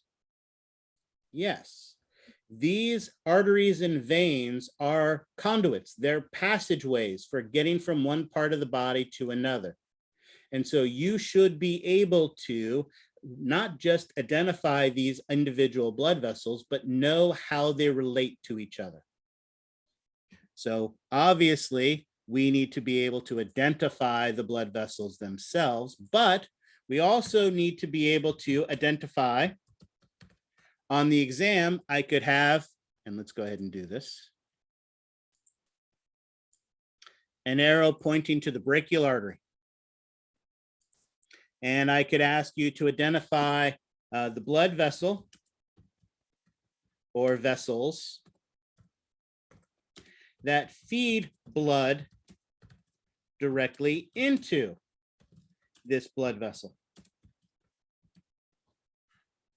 And using your list that you are responsible for, what blood vessel or blood vessels do you think feeds blood directly into the brachial artery?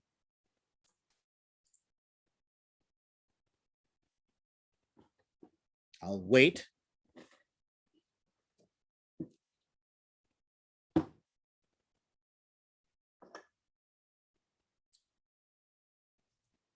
The auxiliary.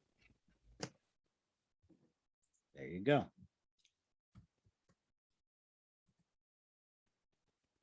Oops.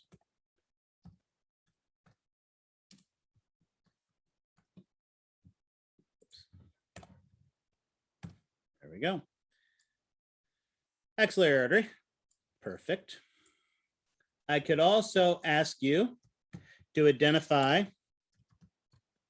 the blood vessel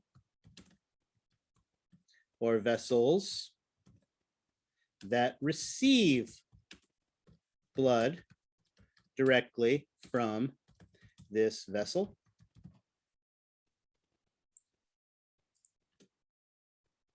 And what would your answer to that be? Radial artery. Excellent. Any others? Ulnar artery. And actually, let's do it this way.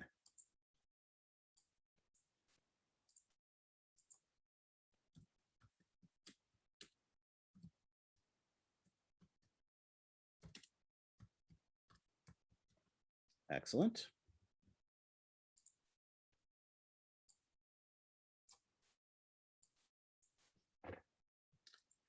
That should hopefully make the last two questions a lot easier. What is the direction this blood vessel, well, let's say it this way. Direction blood flows in this blood vessel. Away from the heart. Excellent. And what is the condition of the blood in this blood vessel? Oxygen rich. There we go. Excellent. So over on this side, it's away from the heart. And oxygen rich. Perfect.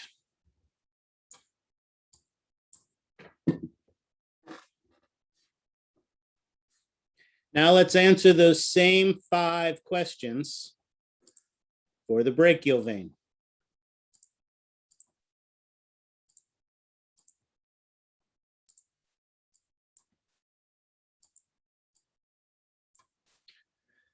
Identify the blood vessel.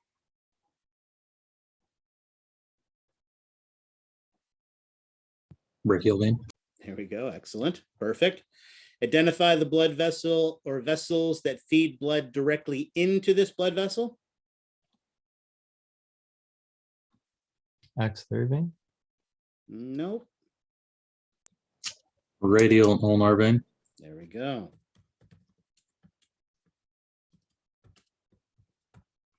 Our radial and ulnar veins feed blood into the brachial vein.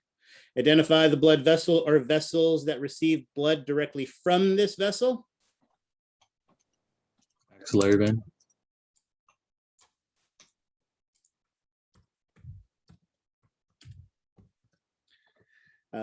Direction blood flows in this vessel. To the heart. And what is the condition of the blood in this blood vessel? Oxygen poor. There you go. See how easy that is?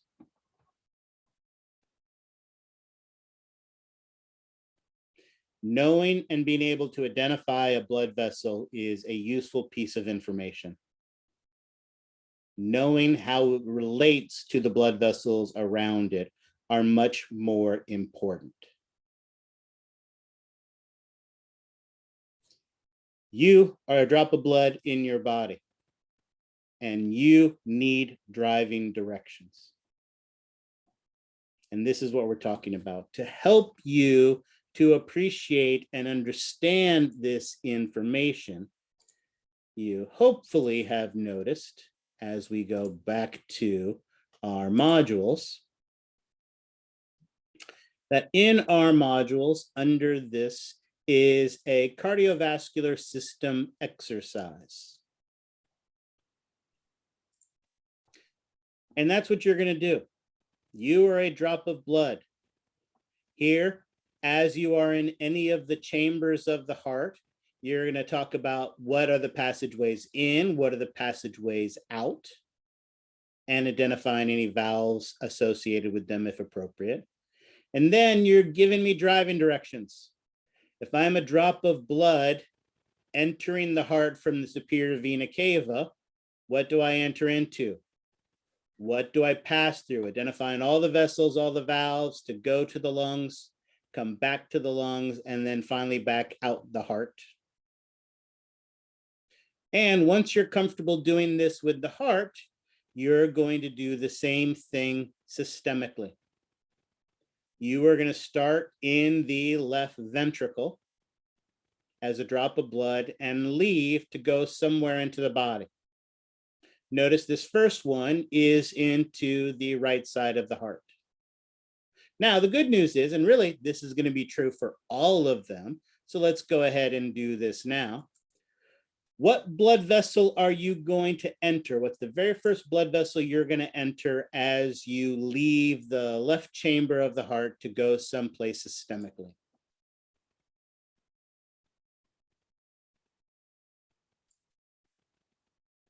The ascending aorta. Aorta. There we go. Ascending aorta. Guess what's next? Aortic arch. There you go, and so on and so forth. So just that easily, you figured out the first two.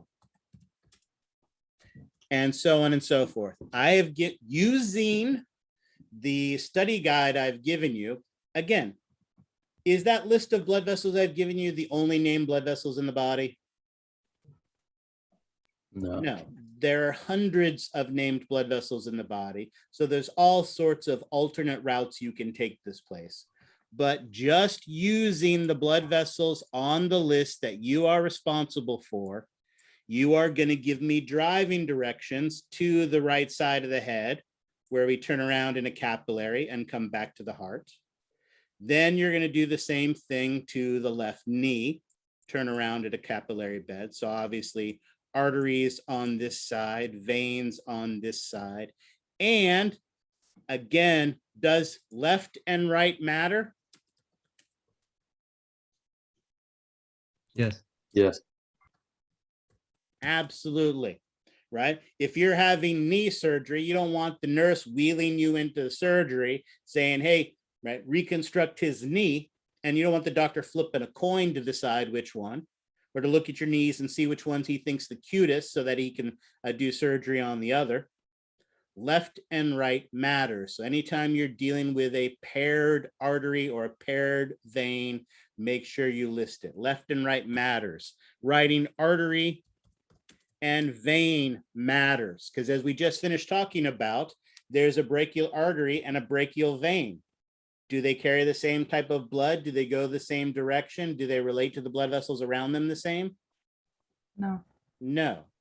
Not only does this matter for this assignment, which is actually going to be a graded assignment for correctness, but it matters on the exam as well. There is nothing I hate more on grading an exam than having someone identify the brachiocephalic vein and me having to only give them half credit because they forgot left or right. Don't give me the hard part of the answer and forget the easy part. So start right here where you're practicing. Right and left matters. Artery and vein matters. So make sure you are filling those out correctly. Now, I have given you the correct number of steps for the correct number of blood vessels to get to and from. So if you have too many or too few, double check it because this is listed correctly. But then also, you'll notice I've given you 2 more spots where you get to pick the destination, right? Maybe instead you want to go to the right elbow, or maybe we went to the left knee. Maybe you want to go to the right knee and see if it's different. We went to the right side of the head. Maybe you want to go to the left side of the head, see if it's different. You get to pick your destinations and give me driving directions to a capillary bed at that destination and then back.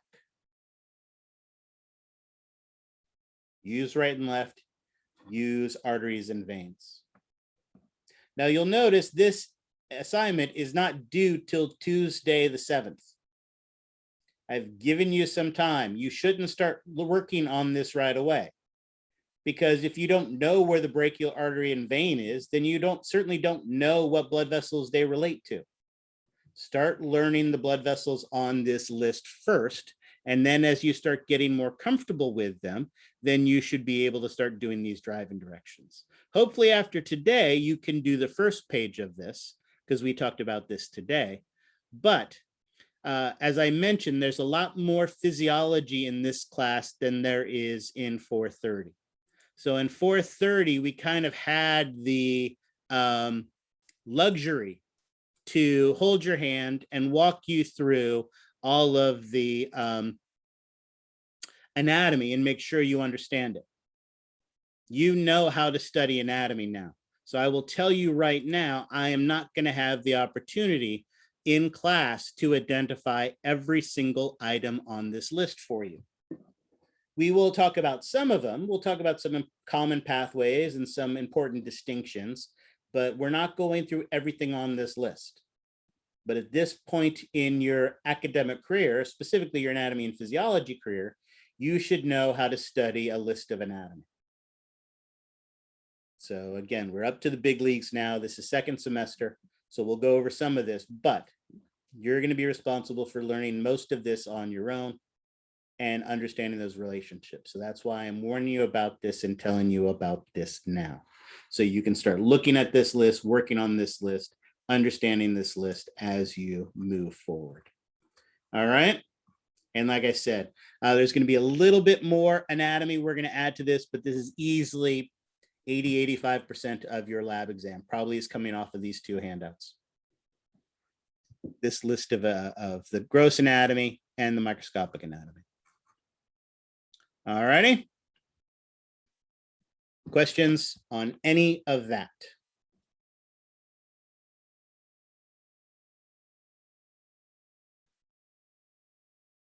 Excellent. Well, look at that. We get to finish a little bit early today. So any questions on the material? Any questions on any of the introductory stuff? Any of the things on Canvas or Mastering A&P? This is a perfect opportunity. If I rush through something you weren't familiar with, now is the time to ask those questions. I had a question about the exams. Yes. Are we able to like write out our answer before we type it? Because sometimes it's easier for me to kind of write it out first.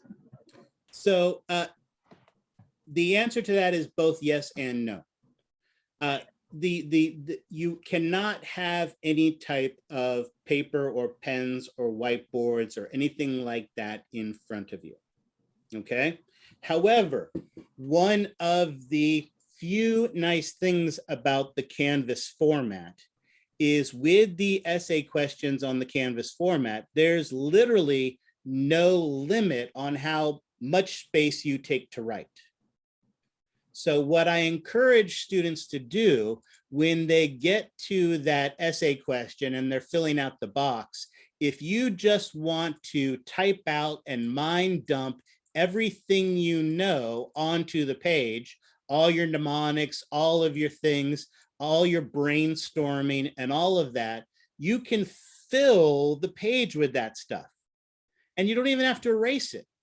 You could just mind dump all of your things, all of your notes, all your mnemonics, all of your scratch writing, type all of that. And then you just have to say, my answer begins below. And I will ignore all that stuff you wrote at the top, and I will just read the essay that you put beneath that. So whether it's a lab exam and you want to, if you have a mnemonic, like if you think back to learning your cranial nerves in 430, if you wanted to mind dump your mnemonics on one of the questions so that you could go back and look at it, or remember also you have that whiteboard. There is that whiteboard that you can bring up and you can put your notes on that. So if it's a lab exam, and you want to have notes on your whiteboard, you have that whiteboard for stuff like that. You have that there. So absolutely, I encourage you to do those mind dumps. I encourage you to use that, but I can't have you having scratch paper to the side of it, because there's, even if you show me, look, there's nothing on this, you know, who's to say somebody doesn't hand you a paper that has stuff on it. It's just too complicated to have physical resources in front of you, but you have everything you can do on that essay question. Okay, thank you. I'm not sure I understand your question about the portion of the essay questions.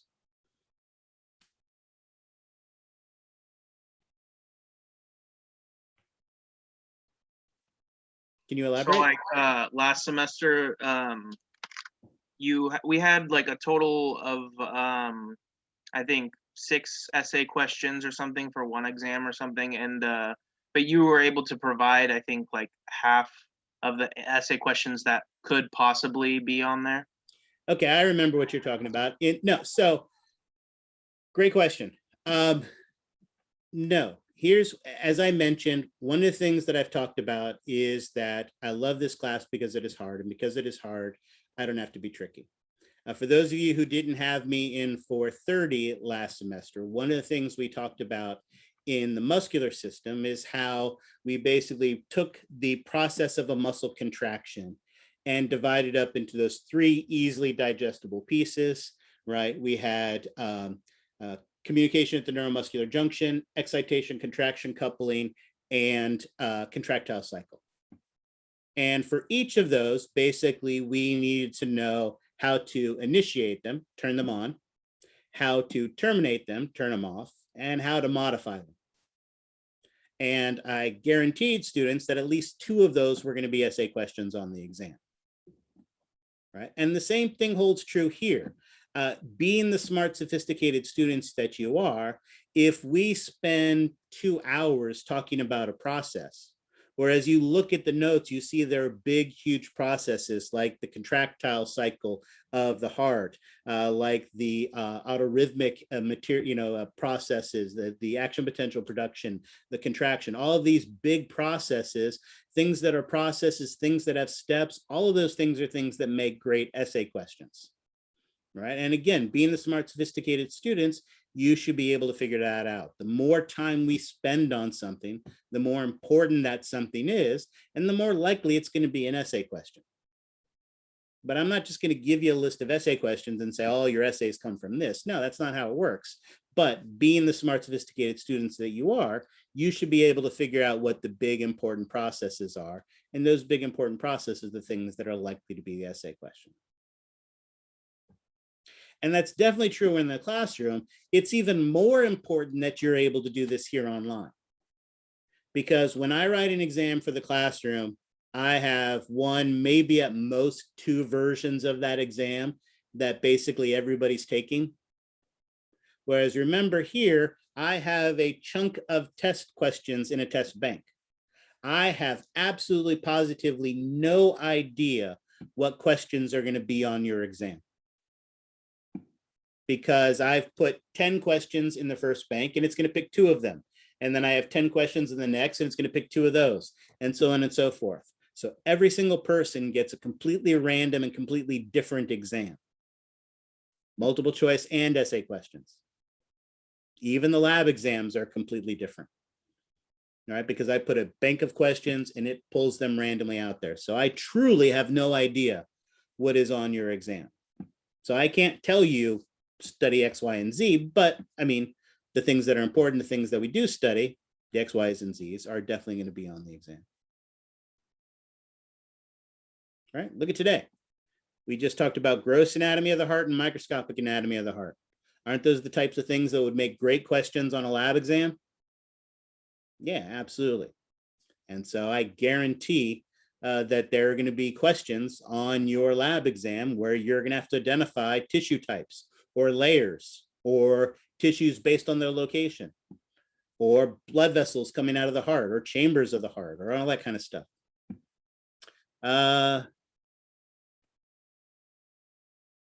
First of all, not a stupid question. The only stupid question is the question not asked. What I would say is mostly, so the question, I see this was asked directly of me. On this list, are these in order of how they connect to each other? Kind of. There is not exactly, like for instance, as we just finished talked about, notice brachial goes to both the radial and the ulnar. It doesn't go to the radial first and then the ulnar. The internal thoracic and axillary both branch off of the subclavian, so that's not again in order.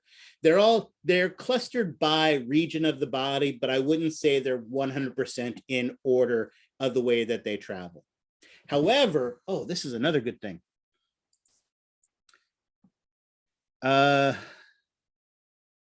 Where is it?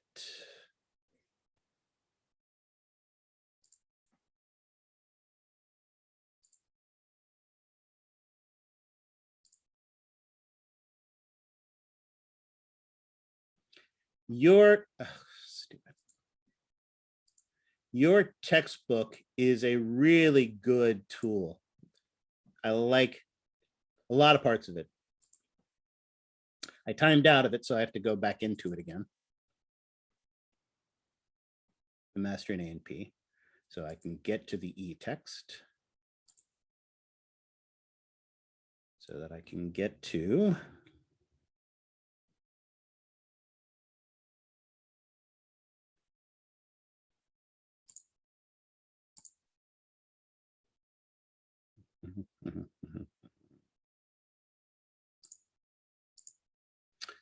Alrighty, let's go to blood vessels.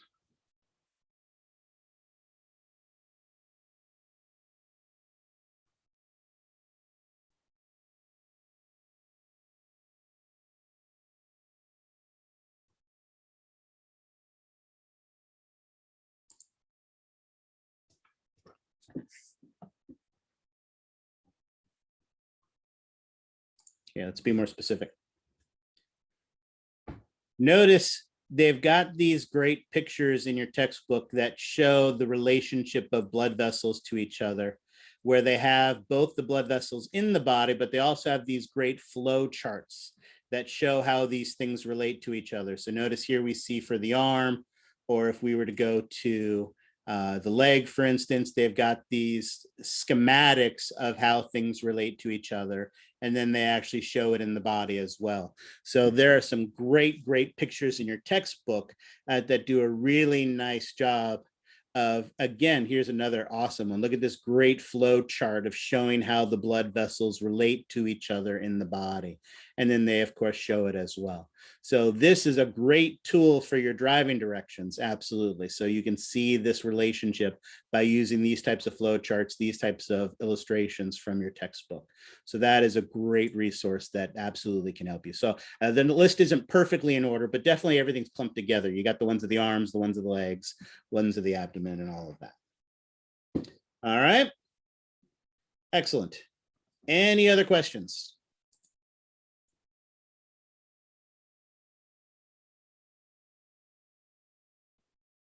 All right, like I said, we went a little easy today. We went a little light, but don't worry. The speed will pick up, the pace will pick up, the content will get a little deeper as we move forward from here. So this was a nice, good, lazy, slow, easy warm up into what we're going to be doing this semester. Super. Excellent. All right. Questions on that? All right, excellent. You guys have an excellent day. And if I haven't scared you off, I hope to see you on Thursday. Again, remember, for those of you who are adding, please send me that email with your student ID and I will send you that add slip, so that, I mean, the permission to add number, so that you can use that. Otherwise, make sure you get all your homework done. There's a lot of little things. Again, make sure you do that lab sign up, the Proctorio quiz, all of those things. Get your free points by doing all of those activities and getting them done. All right, have a great day. Remember, I have office hours tomorrow after class from 12:30 to 1, and then from 11 to class beginning on Thursday as well. All right, guys, have a great day. See you later. Thank you, Professor. All right, bye.